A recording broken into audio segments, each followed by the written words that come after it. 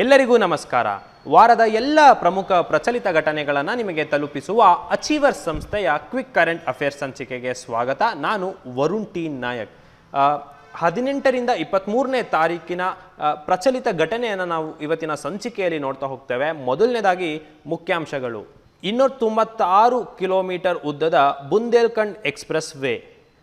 ಇತ್ತೀಚೆಗಷ್ಟೇ Dwarka express Vena inaugurate ಮಾಡಿದ್ರು. ಅದೇ ರೀತಿ ಈಗ ಬುಂದೇಲ್ಖಂಡ್ ಎಕ್ಸ್ಪ್ರೆಸ್ ವೇ ಮಾಡಿದ್ದಾರೆ. ಇದು ಯಾವ ರಾಜ್ಯದಲ್ಲಿ ಬರುತ್ತೆ ಮತ್ತು ಇದು ಎಲ್ಲಿಂದ ಎಲ್ಲಿಗೆ ಕನೆಕ್ಟ್ ಮಾಡುತ್ತೆ, ಇದರ ಸಿಗ್ನಿಫಿಕೆನ್ಸ್ ಏನು ಅಂತ ತಿಳ್ಕೊಳ್ಳೋಣ. ಹಾಗೆ ಬ್ರಿಕ್ಸ್ ಕಾರ್ಮಿಕ ಮತ್ತು ಉದ್ಯೋಗ ಸಚಿವರ ಸಭೆ 2022 ಆಗಿದೆ. ಸೊ ಇದರಲ್ಲಿ ಏನೇನನ್ನ ಮಾತನಾಡಲಾಗಿದೆ ಬ್ರಿಕ್ಸ್ ದೇಶಗಳಲ್ಲಿ ಅಂತ ಹೇಳ್ಬಿಟ್ಟು ನೋಡೋಣ. ಹಾಗೆ SCO ಮೊದಲ ಸಾಂಸ್ಕೃತಿಕ ಮತ್ತು ಪ್ರವಾಸೋದ್ಯಮ ರಾಜಧಾನಿಯಾಗಿ first cultural and tourism capital of SCO ಅಂದರೆ ಶಾಂಘೈ ಸಹಕಾರ ಸಂಸ್ಥೆ ಅಂತ ಹೇಳಿಬಿಟ್ಟು ಇದರ ಬಗ್ಗೆ ಒಂದಿಷ್ಟು ವಿಚಾರಗಳನ್ನು ತಿಳ್ಕೊಳ್ಳೋಣ. ಹಾಗೆ Y3023 ದೂನಗಿರಿ ಅಂತ ಒಂದು ಫ್ರಿಗೇಟ್ ಅಥವಾ ನೌಕಾಪಡೆಯ ಒಂದು ಯುದ್ಧ ನೌಕೆಯನ್ನು ಬಿಟ್ಟಿದ್ದಾರೆ. ಸೊ ಇದ್ರ ಬಗ್ಗೆ ತಿಳ್ಕೊಳ್ಳೋಣ. ನಂತರ ರಾಷ್ಟ್ರೀಯ ಷೇರು ವಿನಿಮಯ ಕೇಂದ್ರ NSE ನ್ಯಾಷನಲ್ ಸ್ಟಾಕ್ ಎಕ್ಸ್ಚೇಂಜ್ ಏನಿದೆ, ಇದರ ನೂತನ ಮುಖ್ಯಸ್ಥರಾಗಿ ಯಾರು ನೇಮಕ ಹೊಂದಿದ್ದಾರೆ.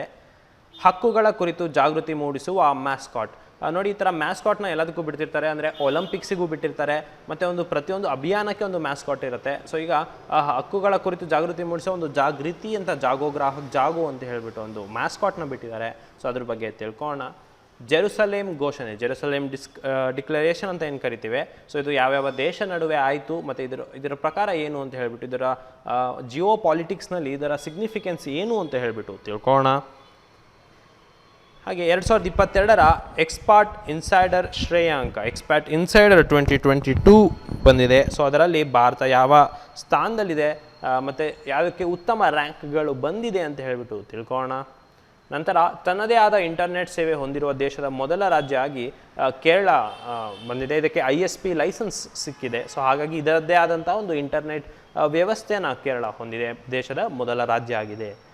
ಆರ್ಟಿಫಿಷಿಯಲ್ ಇಂಟೆಲಿಜೆನ್ಸ್ ಇನ್ ಡಿಫೆನ್ಸ್ ವಿಚಾರ ಸಂಕೀರ್ಣ AI-DEF ಅಂತ ಹೇಳಿಬಿಟ್ಟು ಒಂದು ಎಕ್ಸಿಬಿಷನ್ ಆಗಿದೆ. ಸೊ ಇದರ ಬಗ್ಗೆ ಒಂದಿಷ್ಟು ವಿಚಾರ ತಿಳ್ಕೊಳ್ಳೋಣ. ಹಾಗೆ ಜೇಮ್ಸ್ ವೆಬ್ ಟೆಲಿಸ್ಕೋಪ್ನ ಫೋಟೋಸ್ ಬಂದಿದೆ. ಮೊದಲ ಫೋಟೋಗಳು ಬಂದಿದೆ. ನಕ್ಷತ್ರ ಹುಟ್ಟೋದು, ಸಾಯೋದು, ಹಾಗೆ ಒಂದಿಷ್ಟು ಇಂಟ್ರೆಸ್ಟಿಂಗ್ ಇರುವಂತಹ ಫೋಟೋಸ್ ನಮಗೆ ಜೇಮ್ಸ್ ವೆಬ್ ಟೆಲಿಸ್ಕೋಪಿಂದ ಸಿಕ್ಕಿದೆ. ಸೊ ಅದರ ಬಗ್ಗೆ ಹೆಚ್ಚಿನ ಮಾಹಿತಿ ತಿಳ್ಕೊಳ್ಳೋಣ.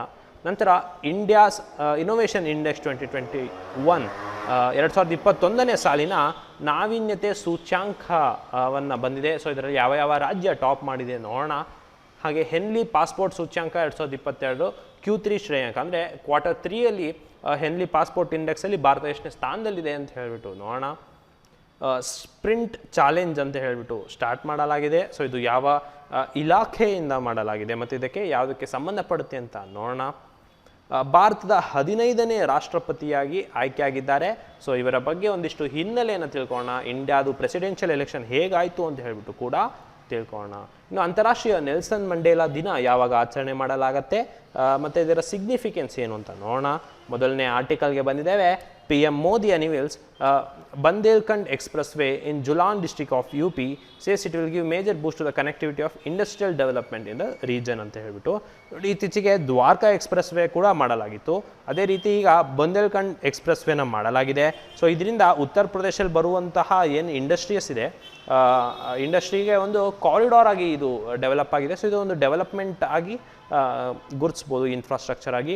ಇನ್ನು ಹರ್ಘರ್ ಜಲ್ ಪ್ರಾಜೆಕ್ಟ್ ಏನಿತ್ತು, ಸೊ ಇದು UPದು ಕೂಡ ಒಂದು ಎರಾಡಿಕೇಟ್ ಮಾಡಲಿಕ್ಕೆ ಕೂಡ ಇದು ಬುಂದೇಲ್ಖಂಡ್ ಎಕ್ಸ್ಪ್ರೆಸ್ ವೇ ಹೆಲ್ಪ್ ಮಾಡಲಿದೆ ಅಂತ ಹೇಳ್ಬಿಟ್ಟು. ಇದು 296 ಕಿಲೋಮೀಟರ್ದ 4 ಲೇನ್ ಬುಂದೇಲ್ಖಂಡ್ ಎಕ್ಸ್ಪ್ರೆಸ್ ವೇ ಆಗಿದ್ದು ಇದು 7 ಡಿಸ್ಟ್ರಿಕ್ಟ್ ಉತ್ತರ ಪ್ರದೇಶದಲ್ಲಿ ಪಾಸ್ ಆಗಿದೆ. ಇದು ಯಾವುದಂದರೆ ಚಿತ್ರಕೂಟ್, ಬಂದಾ, ಮೊಹೋಬಾ, ಹಮೀಪುರ್, ಜೊಲಾನ್, ಔರಿಯಾ ಮತ್ತು ಇಟಾವಾ ಅಂತ ಹೇಳಿಬಿಟ್ಟು. ಸೊ ಇದನ್ನು ಬುಂದೇಲ್ಖಂಡ್ ಎಕ್ಸ್ಪ್ರೆಸ್ ವೇ ಅಂತ ಕರಿತೀವಿ. 296 ಕಿಲೋಮೀಟರ್ 4 ಲೇನ್ ಎಕ್ಸ್ಪ್ರೆಸ್ ವೇ ಇದಾಗಿರುತ್ತೆ. ಇದು NH35 ಅಟ್ ಗೋಂಡಾ ವಿಲೇಜ್ ತನಕನೂ ಇದಾಗಿರುತ್ತೆ ಅಂತ ಹೇಳ್ತಾ, ಇದ್ರ ಮೇಲೆ ಯಾವ ರೀತಿಯಾದಂತಹ ಪ್ರಚಲಿತ ಘಟನೆ ಪ್ರಶ್ನೆ ಬರುತ್ತೆ ನೋಡೋಣ. ನೀವು ಇದ್ರ ಬಗ್ಗೆ ಒಂದು ಹೆಚ್ಚಿನ ಸ್ಟ್ರಾಟಜಿಗೆ ಮಾಹಿತಿ ತಿಳ್ಕೊಬೇಕು ಅಂತಂದರೆ ಸುದ್ದಿಯಲ್ಲಿರುವಂತಹ ಎಕ್ಸ್ಪ್ರೆಸ್ ವೇಗಳು ಯಾವ್ದು, ದ್ವಾರಕಾ ಎಕ್ಸ್ಪ್ರೆಸ್ ವೇ ಇತ್ತೀಚೆಗೆ ನಾವು ಕಳೆದ ಸಂಚಿಕೆಯಲ್ಲಿ ಕೂಡ ಹೇಳಿದ್ವಿ. ಮತ್ತು ಯಾವ ಎನ್ ಎಚ್ ಇದೆ, ವೆಸ್ಟಿಂದ ಈಸ್ಟ್ ಹೋಗೋ ಎನ್ ಎಚ್ ಯಾವುದು, ಈಸ್ಟಿಂದ ವೆಸ್ಟ್, ಈ ಥರ ಸ್ಟ್ಯಾಟಿಕ್ ಜಿ ಕೆ ಕ್ವಶನ್ಸ್ ಇರ್ತವೆ. ಸೊ ಇದರ ಸಂಬಂಧಪಟ್ಟಂಗೆ ನೀವು ಇದನ್ನು ತಿಳ್ಕೊಬೇಕಾಗಿರುತ್ತೆ. ಸೊ ದಟ್ ನಿಮಗೆ ಈ ಇದು ಪ್ರಚಲಿತ ಘಟನೆ ಇರ್ಬೋದು, ಬಟ್ ಈ ಪ್ರಚಲಿತ ವಿದ್ಯುನ್ಮಾನದ ಮೇಲೆ ನಿಮಗೆ ಒಂದು ಸ್ಟ್ಯಾಟಿಕ್ ಜಿ ಕೆ ಪ್ರಶ್ನೆ ಕೇಳಿದಾಗ ನಿಮಗೆ ಅತಿ ಉದ್ದದ ರೋಡ್ ಯಾವುದು, ಅತಿ ಎತ್ತರದ ರೋಡ್ ಯಾವುದು, ಅದು ಕೂಡ ಕರೆಂಟ್ ಅಫೇರ್ಸ್ ಆಗಿರುತ್ತೆ. ಸೊ ಅದನ್ನು ನೀವು ಕೂಡ ಓದ್ಕೋಬೇಕು ಅಂತ ಹೇಳ್ತಾ, ಇದ್ರ ಮೇಲೆ ಯಾವ ರೀತಿಯಾದಂಥ ಕ್ವಶನ್ ಬರುತ್ತೆ ನೋಡೋಣ. ಇತ್ತೀಚೆಗೆ ಪ್ರಧಾನಿ ಮೋದಿಯವರು 296 ಕಿಲೋಮೀಟರ್ ಉದ್ದದ ಬುಂದೇಲ್ಖಂಡ್ ಎಕ್ಸ್ಪ್ರೆಸ್ ವೇಯನ್ನು ಎಲ್ಲಿ ಉದ್ಘಾಟಿಸಿದರು? Where did PM Modi inaugurated the 296 kilometre long Bundelkhand express way recently? 10 ಸೆಕೆಂಡ್ಗಳ ಕಾಲಾವಕಾಶ ಇರುತ್ತೆ. ಇದಕ್ಕೆ ಸರಿಯಾದ ಉತ್ತರ ಯಾವುದಾಗುತ್ತೆ ಅಂತಂದರೆ ಉತ್ತರ ಪ್ರದೇಶ. ಇನ್ನು ಭಾರತದ ಅತಿ ಎತ್ತರದ ಎಕ್ಸ್ಪ್ರೆಸ್ ವೇ ಯಾವುದು ಅಂತ ಹೇಳಿದ್ರೆ ದ್ವಾರಕಾ ಎಕ್ಸ್ಪ್ರೆಸ್ ವೇ. ಭಾರತದ ಮೊದಲ ಮತ್ತು ಏಷ್ಯಾದ ಅತಿ ದೊಡ್ಡ ವನ್ಯಜೀವಿ ಸಂರಕ್ಷಣಾ ಕಾರಿಡಾರ್ ಎಲ್ಲಿದೆ ಅಂತ ಹೇಳಿದ್ರೆ Delhi Dehradun express way. So ಈ ರೀತಿಯಾದಂತಹ ವಿಚಾರಗಳನ್ನೇ ನಾನು ನಿಮಗೆ ಹೇಳ್ತಾ ಇದ್ದಿದ್ದು. ಸೊ ಇದನ್ನು ನೀವು ತಿಳ್ಕೊಂಡಿರಬೇಕಾಗತ್ತೆ. ಬುಂದೇಲ್ಖಂಡ್ ಎಕ್ಸ್ಪ್ರೆಸ್ ವೇ ಎಲ್ಲಿದೆ ಅಂತ ಹೇಳಿದ್ರೆ ಅದು ಉತ್ತರ ಪ್ರದೇಶದಲ್ಲಿದೆ. ಸೊ ಇದು ನಿಮಗೆ ಮೊದಲನೇ ಕ್ವಶನ್ ಗೊತ್ತಾಯಿತು ಅಂತ ಅಂದ್ಕೊತೀನಿ. ಈಗ ಮುಂದಿನ ಆರ್ಟಿಕಲ್ನ ನೋಡೋಣ. ಮುಂದಿನ article, union minister Bhupendra Yadav attends BRICS labour and employment ministers meeting. BRICS ಅಂದರೆ ನಿಮಗೆ ಗೊತ್ತು, ಒಂದಿಷ್ಟು ದೇಶಗಳ ಒಂದು ಒಕ್ಕೂಟ ಆಗಿದೆ. ಬ್ರೆಜಿಲ್, ರಷ್ಯಾ, ಇಂಡಿಯಾ, ಚೈನಾ ಮತ್ತು ಸೌತ್ ಆಫ್ರಿಕಾ. ಸೊ ಇದರಲ್ಲಿ ಪ್ರಮುಖವಾಗಿ ಲೇಬರ್ ಮತ್ತು ಎಂಪ್ಲಾಯ್ಮೆಂಟ್ ಮಿನಿಸ್ಟರ್ಸ್ದ ಮೀಟಿಂಗ್ ಆಗಿದೆ ಇತ್ತೀಚೆಗೆ. ಸೊ ಇದರಲ್ಲಿ ಏನನ್ನೆಲ್ಲ ಮಾತಾಡಿದ್ದಾರೆ ಅಂದರೆ ಪ್ರಮುಖವಾಗಿ 3 ಪ್ರಯಾರಿಟಿ ಇಶ್ಯೂನ ಮಾತಾಡಿದ್ದಾರೆ. ಮೊದಲನೇದು promoting green jobs for sustainable development, developing skill for resilient recovery and protecting workers right in the new forms of employment ಅಂತ ಹೇಳ್ಬಿಟ್ಟು.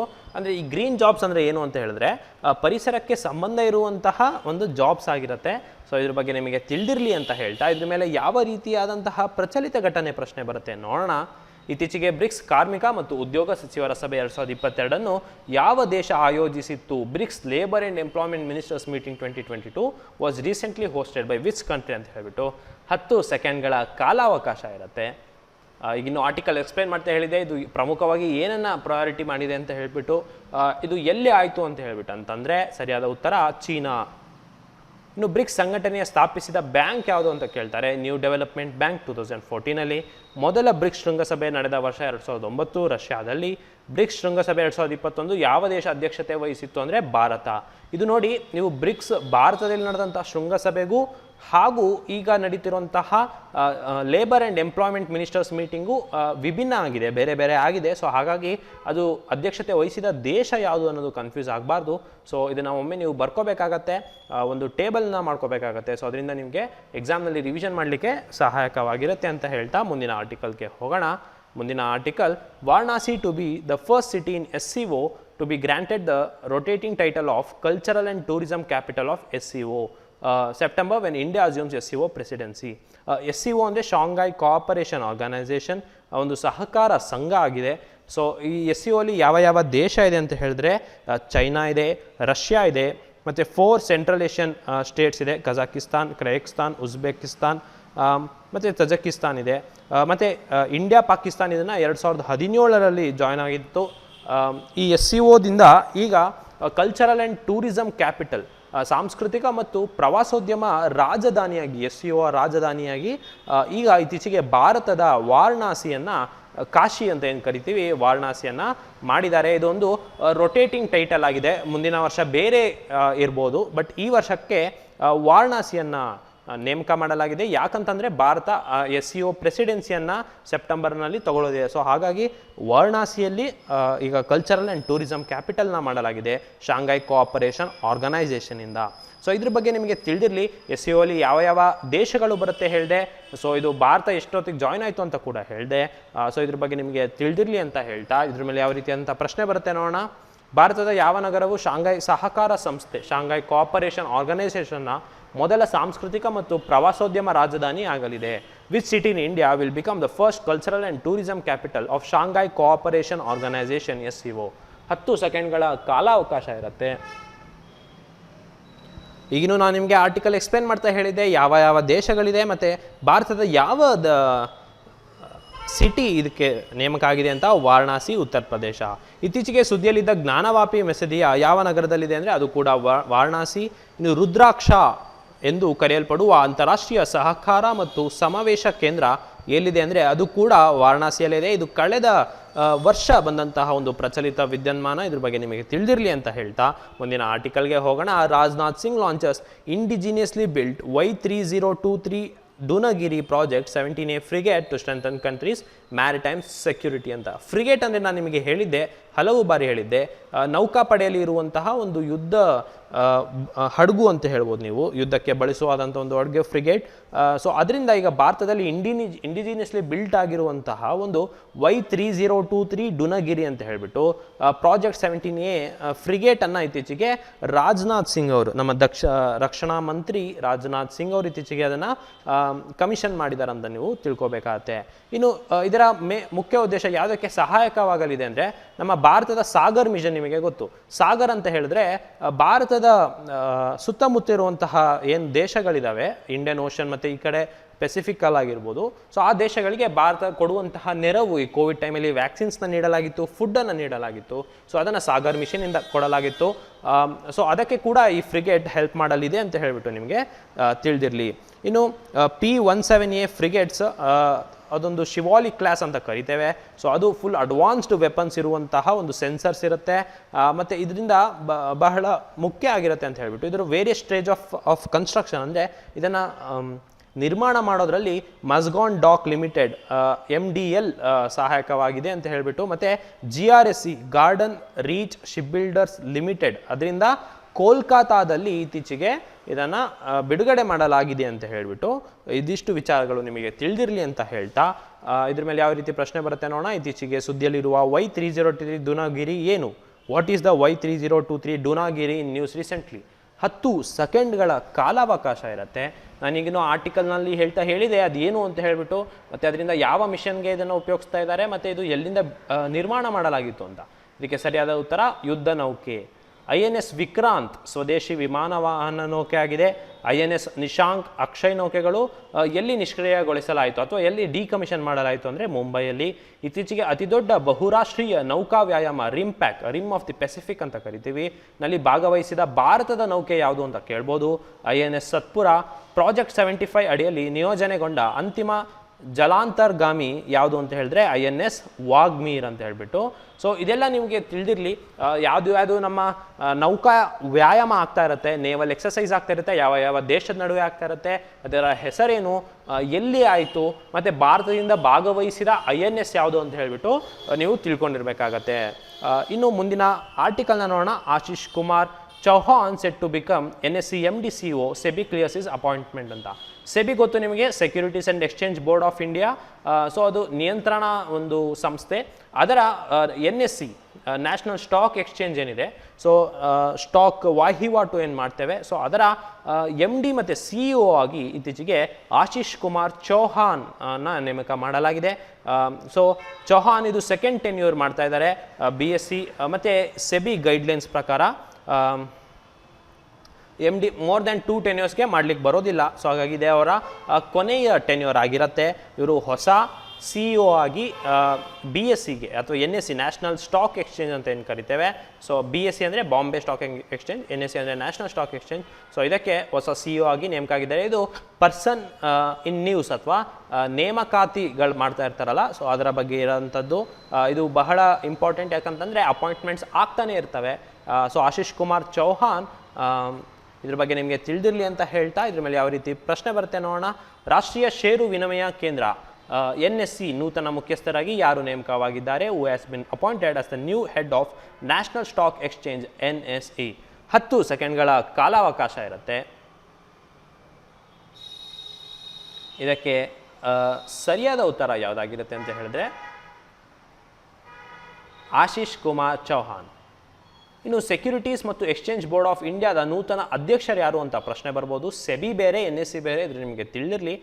ಸೆಬಿಯ ನೂತನ ಅಧ್ಯಕ್ಷರು ಯಾರು ಅಂದರೆ ಮಾಧವಿ ಪುರಿ ಬುಚ್. ಇನ್ನು securities and exchange board of India SEBI Bharat ಸರ್ಕಾರದ ಹಣಕಾಸು ಸಚಿವಾಲಯದ ಮಾಲೀಕತ್ವದ ಅಡಿಯಲ್ಲಿ ಭಾರತದಲ್ಲಿ ಭದ್ರತೆಗಳು ಮತ್ತು ಸರಕು ಮಾರುಕಟ್ಟೆಯ ನಿಯಂತ್ರಣ ಸಂಸ್ಥೆಯಾಗಿದೆ. ಸೊ ನಾನು ಹೇಳಿದೆ ನಿಮಗೆ ಇದೊಂದು ನಿಯಂತ್ರಣ ಸಂಸ್ಥೆ ಅಂತ. ಇದನ್ನು 12 ಏಪ್ರಿಲ್ 1988 ಸ್ಥಾಪಿಸಲಾಯಿತು ಅಂತ ಸೆಬಿ ಬಗ್ಗೆ ಒಂದಿಷ್ಟು ಇನ್ಫಾರ್ಮೇಷನ್ ಕೊಟ್ಟಿದ್ದೇವೆ. ಇದ್ರ ಬಗ್ಗೆ ನಿಮಗೆ ತಿಳಿದಿರಲಿ ಅಂತ ಹೇಳ್ತಾ ಮುಂದಿನ ಆರ್ಟಿಕಲ್ಗೆ ಹೋಗೋಣ. ಮುಂದಿನ article, government launches Jagriti mascot for empowering consumers and generating awareness towards their rights ಅಂತ ಹೇಳ್ಬಿಟ್ಟು ನೋಡಿ, ಒಂದು ಯಾವುದೇ ಒಂದು ಪ್ರಮೋಷನಿಗೆ ಒಂದು ಮ್ಯಾಸ್ಕಾಟ್ ಅನ್ನು ಮಾಡಲಾಗುತ್ತೆ. ಅಂದರೆ ಒಂದು ರೀತಿ ಗೊಂಬೆ ರೀತಿ ಇರುತ್ತೆ. ಇಲ್ಲಿ ನೀವು ಚಿತ್ರದಲ್ಲಿ ಕಾಣ್ಬೋದು. ಇದು ನಮ್ಮ ಕನ್ಸ್ಯೂಮರ್ಸ್ ರೈಟ್ಸ್ನ ಅವೇರ್ನೆಸ್ನ ಮಾಡಬೇಕಂತ ಹೇಳ್ಬಿಟ್ಟು ಜಾಗೃತಿ ಅಂತ ಹೇಳ್ಬಿಟ್ಟು ಒಂದು ಮಾಸ್ಕಾಟ್ನ ಮಾಡಲಾಗಿದೆ. ಜಾಗೋ ಗ್ರಾಹಕ್ ಜಾಗೋ, ನೀವು ಇದನ್ನ ಕೇಳಿರ್ತೀರಾ ಹಲವಾರು ಬಾರಿ. ಕನ್ಸ್ಯೂಮರ್ಸ್ಗೆ ತಮ್ಮ ರೈಟ್ಸನ್ನು ಅವೇರ್ನೆಸ್ ಮಾಡಬೇಕು ಅಂತ ಹೇಳ್ಬಿಟ್ಟು ಜಾಗೃತಿ ಅಂತ ಒಂದು ಮಾಸ್ಕಾಟ್ನ ಮಾಡಲಾಗಿದೆ. ಇದು ಕನ್ಸ್ಯೂಮರ್ ಪ್ರೊಟೆಕ್ಷನ್ ಆ್ಯಕ್ಟ್ 2019 ಮಾಡಲಾಗ್ತಾ ಇದೆ. ಈ ಥೀಮ್ನ ಇನ್ಕ್ಲೂಡ್ ಮಾಡಿದ್ದಾರೆ. ಹಾಲ್ ಮಾರ್ಕ್ ಆಗಿರ್ಬೋದು ಅಥವಾ national consumer helpline toll free number ಇರ್ಬೋದು, ಮತ್ತು ವೇಟ್ಸ್ ಆ್ಯಂಡ್ ಮೆಜರ್ಸ್ ಆ್ಯಕ್ಟ್ ಇರ್ಬೋದು, ಇದಕ್ಕೆ ಸಂಬಂಧಪಟ್ಟಿದೆ. ಇದರ ಟ್ಯಾಗ್ಲೈನ್ ಏನು ಅಂದರೆ ಜಾಗೋ ಗ್ರಾಹಕ್ ಜಾಗೋ ಅಂತ ಹೇಳ್ಬಿಟ್ಟು, ಅಂದರೆ ಏನು ನೀವು ಅವೇರ್ನೆಸ್ನ ಮಾಡ್ಕೊಳ್ಳಿ ಅಂತ ಹೇಳ್ಬಿಟ್ಟು ಇದು ಹೇಳ್ತಾ ಇದೆ. ಇದ್ರ ಬಗ್ಗೆ ನಿಮಗೆ ತಿಳಿದಿರಲಿ ಅಂತ ಹೇಳ್ತಾ, ಗ್ರಾಹಕರಿಗೆ ಅವರ ಹಕ್ಕುಗಳ ಕುರಿತು ಜಾಗೃತಿ ಮೂಡಿಸುವ ಉದ್ದೇಶದಿಂದ ಗ್ರಾಹಕರ ವ್ಯವಹಾರಗಳ ಇಲಾಖೆ DOCA ಇತ್ತೀಚೆಗೆ ಯಾವ ಮಾಸ್ಕಾಟ್ ಅನ್ನು ಪ್ರಾರಂಭಿಸಿದೆ? Department of consumer affairs DOCA recently launched which mascot to create awareness among consumer about their rights ಅಂತ ಹೇಳ್ಬಿಟ್ಟು. ಸೊ ಆ ಮಾಸ್ಕಾಟ್ನ ಹೆಸರನ್ನು ಇದರಲ್ಲಿ ಕೇಳಲಾಗ್ತಾ ಇದೆ. ನೀವು ಡಿಪಾರ್ಟ್ಮೆಂಟ್ ಆಫ್ ಕನ್ಸ್ಯೂಮರ್ ಅಫೇರ್ಸ್ ಅಂತ ಹೇಳಿದ್ರೆ ನೀವು ಗಾಬರಿ ಪಡುವಂಥ ವಿಚಾರ ಇಲ್ಲ. ಇದು ಕನ್ಸ್ಯೂಮರ್ ರೈಟ್ಸ್ ಮೇಲೆ ಇರುವಂಥ ಒಂದು ಇಲಾಖೆ ಆಗಿದೆ. ಇದಕ್ಕೆ ಸರಿಯಾದ ಉತ್ತರ ಜಾಗೃತಿ ಆಗಿರುತ್ತೆ. ಇನ್ನು ವಿಶ್ವ ಗ್ರಾಹಕರ ದಿನ ಯಾವತ್ತು ಅಂದರೆ ಮಾರ್ಚ್ 15ನೇ ತಾರೀಕು. ರಾಷ್ಟ್ರೀಯ ಗ್ರಾಹಕರ ದಿನ ಯಾವಾಗ ಅಂದರೆ ಡಿಸೆಂಬರ್ 24. ಇನ್ನು ಖೇಲೋ ಇಂಡಿಯಾ ಯೂತ್ ಗೇಮ್ಸ್ನ ಮ್ಯಾಸ್ಕಾಟ್ ಯಾವುದಾಗಿತ್ತು ಅಂದರೆ ಧಾಕಡ್, ಇದು ನಿಮಗೆ ತಿಳಿದಿರಲಿ. ಖೇಲೋ ಇಂಡಿಯಾ ಯೂನಿವರ್ಸಿಟಿ ಗೇಮ್ಸ್ನ ಮ್ಯಾಸ್ಕಾಟ್ ಯಾವುದಾಗಿತ್ತು ಅಂದರೆ ವೀರ. ಟೋಕಿಯೋ ಒಲಿಂಪಿಕ್ಸ್ನ ಮಾಸ್ಕಾಟ್ ಆಗಿತ್ತು ಅಂದರೆ ಮಿರೈಟೋವಾ. ಸೊ ಇದು ನಿಮಗೆ ಮ್ಯಾಸ್ಕಾಟ್ಗಳು ನಿಮಗೆ ಗೊತ್ತಿರಲಿ ಅಂತ ಹೇಳ್ತಾ ಮುಂದಿನ ಆರ್ಟಿಕಲ್ಗೆ ಹೋಗೋಣ. ಮುಂದಿನ article, US Israel to sign joint pledge on denying nuclear weapons to Iran ಅಂತ ಹೇಳ್ಬಿಟ್ಟು ನೋಡಿ, ಇದನ್ನು ಜೆರುಸಲೆಮ್ ಡಿಕ್ಲರೇಷನ್ ಅಂತ ಕರಿತೀವಿ. ಜೆರುಸಲೆಮ್ ಡಿಕ್ಲರೇಷನ್ ಏನು ಅಂತ ಕೇಳ್ಬೋದು. ಯಾವ್ಯಾವ ದೇಶ ನಡುವೆ US ಮತ್ತು ಇಸ್ರೇಲ್ ನಡುವೆ ಆದಂತಹ ಒಂದು ಒಪ್ಪಂದ ಆಗಿದೆ, ಜೆರುಸಲೆಮ್ ಡಿಕ್ಲರೇಷನ್ ಅಂತ ಕರಿತೀವಿ. ಸೊ ಇದರಲ್ಲಿ ಏನಂತ ಹೇಳಿದ್ರೆ, ಇರಾನ್ ದೇಶ ಏನಿದೆ, ಸೊ ಅದಕ್ಕೆ ನ್ಯೂಕ್ಲಿಯರ್ ವೆಪನ್ಸ್ನ ಡಿನೈ ಮಾಡುವಂತಹ ಒಂದು ಪ್ಲೆಡ್ಜ್ ಆಗಿದೆ, ಒಂದು ಒಪ್ಪಂದ ಆಗಿದೆ. ಇದ್ರ ಬಗ್ಗೆ ನಿಮಗೆ ತಿಳಿದಿರಲಿ. ಸೊ ಇದಕ್ಕೆ ಇರಾನ್ಗೆ ನ್ಯೂಕ್ಲಿಯರ್ ವೆಪನ್ಸ್ನ ಕೊಡಬಾರ್ದು ಅಂತ ಹೇಳ್ಬಿಟ್ಟು ಇರುವಂತಹ ಯಾವುದು ಒಪ್ಪಂದ ಅಂತ ಕೇಳ್ಬೋದು. ಜೆರುಸಲೆಮ್ ಡಿಕ್ಲರೇಷನ್ ಯಾವ ದೇಶ ಸೈನ್ ಮಾಡಿದೆ ಅಂತ ಕೇಳ್ಬೋದು.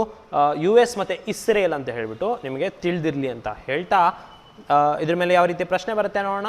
ಇತ್ತೀಚೆಗೆ ಸುದ್ದಿಯಲ್ಲಿರುವ ಜೆರುಸಲೆಮ್ ಘೋಷಣೆಯು ಯಾವ ದೇಶಗಳಿಗೆ ಸಂಬಂಧಿಸಿದೆ? Jerusalem declaration in the news recently is related to which countries ಅಂತ ಹೇಳ್ಬಿಟ್ಟು 10 ಸೆಕೆಂಡ್ಗಳ ಕಾಲಾವಕಾಶ ಇರುತ್ತೆ.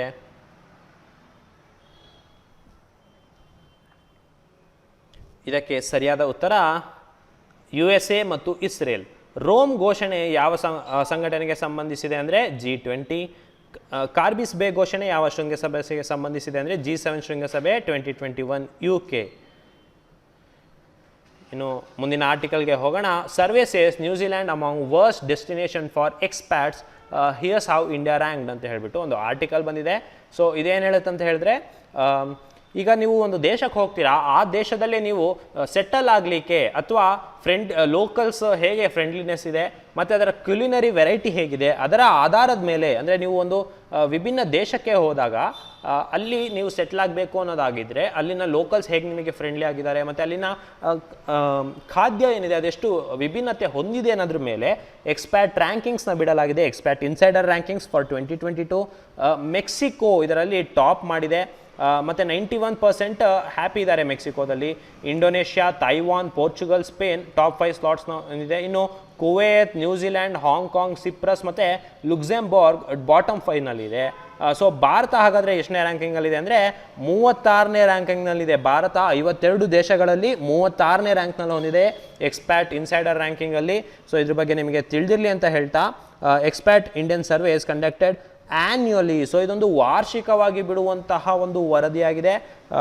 ಇದರಲ್ಲಿ 177 ನ್ಯಾಷನಾಲಿಟೀಸ್ ಇದೆ, 181 ಕಂಟ್ರೀಸ್ ಟೆರಿಟರಿನ ಮಾಡ್ತಾರೆ. ಅಟ್ಲೀಸ್ಟ್ 50% ನೀಡ್ಸ್, ಅಂದರೆ ಅದು ಒಂದಿಷ್ಟು ಎಲಿಜಿಬಿಲಿಟಿನ ಹೊಂದಿರಬೇಕು ಆ ದೇಶಕ್ಕೆ ರ್ಯಾಂಕಿಂಗ್ ಬರಬೇಕು ಅಂತ ಹೇಳಿದ್ರೆ. ಸೊ ಇದ್ರ ಬಗ್ಗೆ ನಿಮಗೆ ತಿಳಿದಿರಲಿ. ಎಕ್ಸ್ಪ್ಯಾಟ್ ಇಂಡೆಕ್ಸ್ ಬಂದಿದೆ, ಇದ್ರ ಬಗ್ಗೆ ತಿಳಿದಿರಲಿ. 2022 ಎಕ್ಸ್ಪೆಕ್ಟ್ ಇನ್ಸೈಡರ್ ಶ್ರೇಯಾಂಕದಲ್ಲಿ ಭಾರತದ ಸ್ಥಾನ ಎಷ್ಟು? 10 ಸೆಕೆಂಡ್ಗಳ ಕಾಲಾವಕಾಶ ಇರುತ್ತೆ. ಇದಕ್ಕೆ ಸರಿಯಾದ ಉತ್ತರ ಯಾವುದಾಗಿರುತ್ತೆ ಅಂತ ಹೇಳಿದ್ರೆ 36. ಇನ್ನು UN ವರ್ಲ್ಡ್ ಹ್ಯಾಪಿನೆಸ್ ಇಂಡೆಕ್ಸ್ 2022 ಭಾರತದ ಸ್ಥಾನ ಎಷ್ಟು ಅಂದರೆ 136. ವಿಶ್ವ ಸ್ಪರ್ಧಾತ್ಮಕ ಸೂಚ್ಯಾಂಕ 2022ರಲ್ಲಿ ಭಾರತದ ಸ್ಥಾನ 37. ಲಿಂಗ ಅಂತರ ವರದಿ 2022ರಲ್ಲಿ ಭಾರತದ ಸ್ಥಾನ 135. ಪರಿಸರ ಕಾರ್ಯಕ್ಷಮತೆ ಸೂಚ್ಯಾಂಕ 2022ರಲ್ಲಿ ಭಾರತದ ಸ್ಥಾನ 180. ವಿಶ್ವ ಪತ್ರಿಕಾ ಸ್ವಾತಂತ್ರ್ಯ ಸೂಚ್ಯಾಂಕ 2022ರಲ್ಲಿ ಭಾರತದ ಸ್ಥಾನ 150. ಸೊ ನಿಮಗೆ ವರದಿಗಳು ಏನೇನು ಬರ್ತಾ ಇದೆ, ರಿಪೋರ್ಟ್ ಮತ್ತು ಇಂಡೆಕ್ಸ್ ಏನು ಬರ್ತಾ ಇದೆ, ಸೊ ಇದ್ರ ಮೇಲೆ ಒಂದು ಪ್ರಶ್ನೆ ಪ್ರಮುಖವಾಗಿ ಕೇಳಲಾಗುತ್ತೆ ಸ್ಪರ್ಧಾತ್ಮಕ ಪರೀಕ್ಷೆಗಳಲ್ಲಿ. ಸೊ ಭಾರತದ ಸ್ಥಾನ ಎಷ್ಟು ಮತ್ತು ಇದು ಯಾವ ಇದರಿಂದ ಬಿಡುಗಡೆ ಮಾಡುತ್ತೆ ಮತ್ತು ಇದು ಯಾವ ಕ್ಷೇತ್ರಕ್ಕೆ ಸಂಬಂಧಿಸಿದೆ ಅಂತ ಕೂಡ ಹಲವಾರು ಬಾರಿ ಕೇಳಿದ್ದಾರೆ. ಸೊ ಇದ್ರ ಬಗ್ಗೆ ನಿಮಗೆ ತಿಳಿದಿರಲಿ. ಮುಂದಿನ ಪ್ರಶ್ನೆಗೆ ಹೋಗೋಣ. Kerala becomes first state to have own internet service. ನೋಡಿ, ಇದು ದೇಶದಲ್ಲೇ ಮೊಟ್ಟ ಮೊದಲ ಬಾರಿಗೆ ಒಂದು ರಾಜ್ಯ ತನ್ನದೇ ಆದಂತಹ ಒಂದು ಇಂಟರ್ನೆಟ್ ವ್ಯವಸ್ಥೆಯನ್ನು ಹೊಂದಿದೆ ಅಂತ ಹೇಳಿದ್ರೆ ಅದು ಯಾವ ರಾಜ್ಯ ಅಂತ ಕೇಳ್ತಾರೆ, ಅದು ಕೇರಳ ರಾಜ್ಯ ಆಗಿದೆ. ಇನ್ನು ಯಾಕೆ ಅಂತ ಹೇಳಿದ್ರೆ ಈ Kerala fibre optic network limited KFONL ಅಂತ ಹೇಳ್ಬಿಟ್ಟು ಕರಿತೀವಿ, Kerala fibre optic network limited, ಇದು ಇತ್ತೀಚೆಗೆ ISP ಲೈಸೆನ್ಸ್ ಹೊಂದಿದೆ. ISP ಲೈಸೆನ್ಸ್ ಅಂದರೆ ಏನು ಅಂತ ಕೇಳ್ಬೋದು, ಇಂಟರ್ನೆಟ್ ಸರ್ವಿಸ್ ಪ್ರೊವೈಡರ್ ಲೈಸೆನ್ಸ್ನ ಹೊಂದಿದೆ.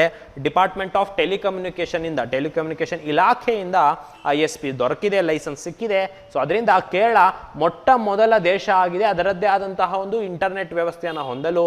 ಸೊ ಅದು Kerala fibre optic network limited ಇಂದ ಮಾಡಲಾಗ್ತಾ ಇದೆ. ಸೊ ಇದ್ರ ಬಗ್ಗೆ ನಿಮಗೆ ತಿಳಿದಿರಲಿ ಅಂತ ಹೇಳ್ತಾ, ಇತ್ತೀಚೆಗೆ ಯಾವ ರಾಜ್ಯವು ತನ್ನದೇ ಆದ ಇಂಟರ್ನೆಟ್ ಸೇವೆಯನ್ನು ಹೊಂದಿರುವ ದೇಶದ ಮೊದಲ ಮತ್ತು ಏಕೈಕ ರಾಜ್ಯವಾಗಿದೆ? Which state recently become the first and only state in the country to have its own internet service ಅಂತ ಹೇಳ್ಬಿಟ್ಟು 10 ಸೆಕೆಂಡ್ಗಳ ಕಾಲಾವಕಾಶ ಇರುತ್ತೆ. ಇದಕ್ಕೆ ಸರಿಯಾದ ಉತ್ತರ ಯಾವುದಾಗಿರುತ್ತೆ ಅಂತ ಹೇಳಿದ್ರೆ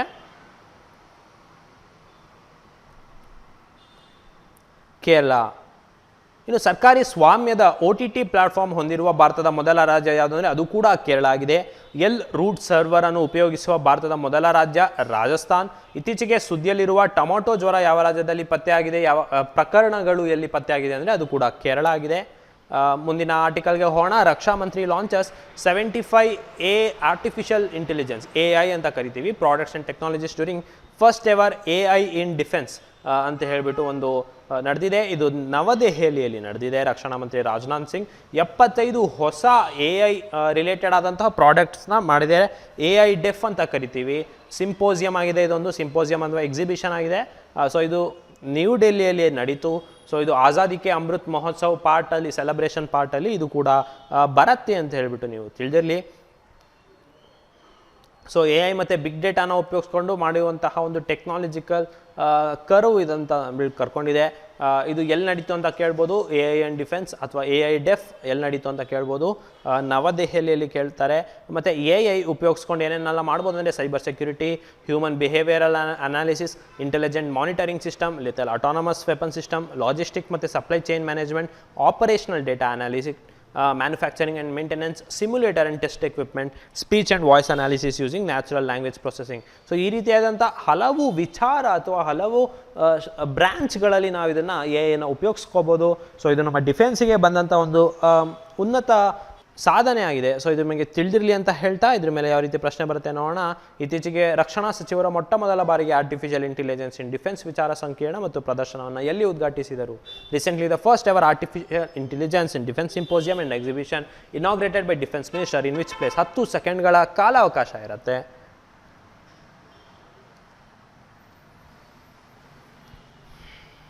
ಇದಕ್ಕೆ ಸರಿಯಾದ ಉತ್ತರ ನವದೆಹಲಿ. ಟೆಕ್ನಾಲಜಿ ಇನೋವೇಷನ್ ಸೆಂಟರ್ ತಿಹಾನ್ ಅನ್ನು ಇತ್ತೀಚೆಗೆ ಎಲ್ಲಿ ಉದ್ಘಾಟಿಸಲಾಯಿತು ಅಂದರೆ IIT ಹೈದರಾಬಾದ್. ಪರಂ ಆನಂದ್ ಸೂಪರ್ ಕಂಪ್ಯೂಟರ್ ಎಲ್ಲಿ ಸ್ಥಾಪಿಸಲಾಗಿದೆ ಅಂದರೆ IIT ಗಾಂಧಿನಗರ್. ಹರಿಯಾಲಿ ಮಹೋತ್ಸವ 2022 ಎಲ್ಲಿ ಆಯೋಜಿಸಲಾಯಿತು ಅಂದರೆ ನವದೆಹಲಿ. ಇದ್ರ ಬಗ್ಗೆ ತಿಳಿದಿರಲಿ. NASA releases first full colour image captured by James web telescope ಅಂತ ಹೇಳಿಬಿಟ್ಟು ಇದರ ಅರ್ಥ ಇದೆ. ಸೊ ಇದಕ್ಕಿಂತ ಮುಂಚೆ ಜೇಮ್ಸ್ ವೆಬ್ ಟೆಲಿಸ್ಕೋಪ್ಗಿಂತ ಮುಂಚೆ ಒಂದು ಹಬಲ್ ಟೆಲಿಸ್ಕೋಪ್ ಅಂತ ಇತ್ತು, ಅದರಿಂದ ಇಮೇಜಸ್ನ ಮಾಡಲಾಗ್ತಾ ಇತ್ತು. ಈಗ ಜೇಮ್ಸ್ ವೆಬ್ ಟೆಲಿಸ್ಕೋಪನ್ನು ಬಿಡುಗಡೆ ಮಾಡಲಾಗಿದೆ. ಇದರಿಂದ ಫಸ್ಟ್ ಇಮೇಜಸ್ ಇತ್ತೀಚೆಗೆ ಹೊರ ಬಂದಿದೆ. ಸೊ ಇದರಲ್ಲಿ ನೀವೇನು ನೋಡ್ತಾ ಇದ್ದೀರಲ್ಲ, ಸೊ ಇದಕ್ಕೆ ಏನಂತ ಕರಿತೀವಿ ಅಂತ ಹೇಳಿದ್ರೆ SMACS 0723 ಅಂತ ಹೇಳ್ಬಿಟ್ಟು ಕರಿತೀವಿ. ಈ ಇಮೇಜ್ ನೀವೇನು ನೋಡ್ತಾ ಇದ್ದೀರಾ ಫೋಟೋದಲ್ಲಿ, ಸೊ ಈ ಇಮೇಜ್ SMACS 0723 ಅಂತ ಕರೆಯಲಾಗುತ್ತೆ. ಸೊ ಇದು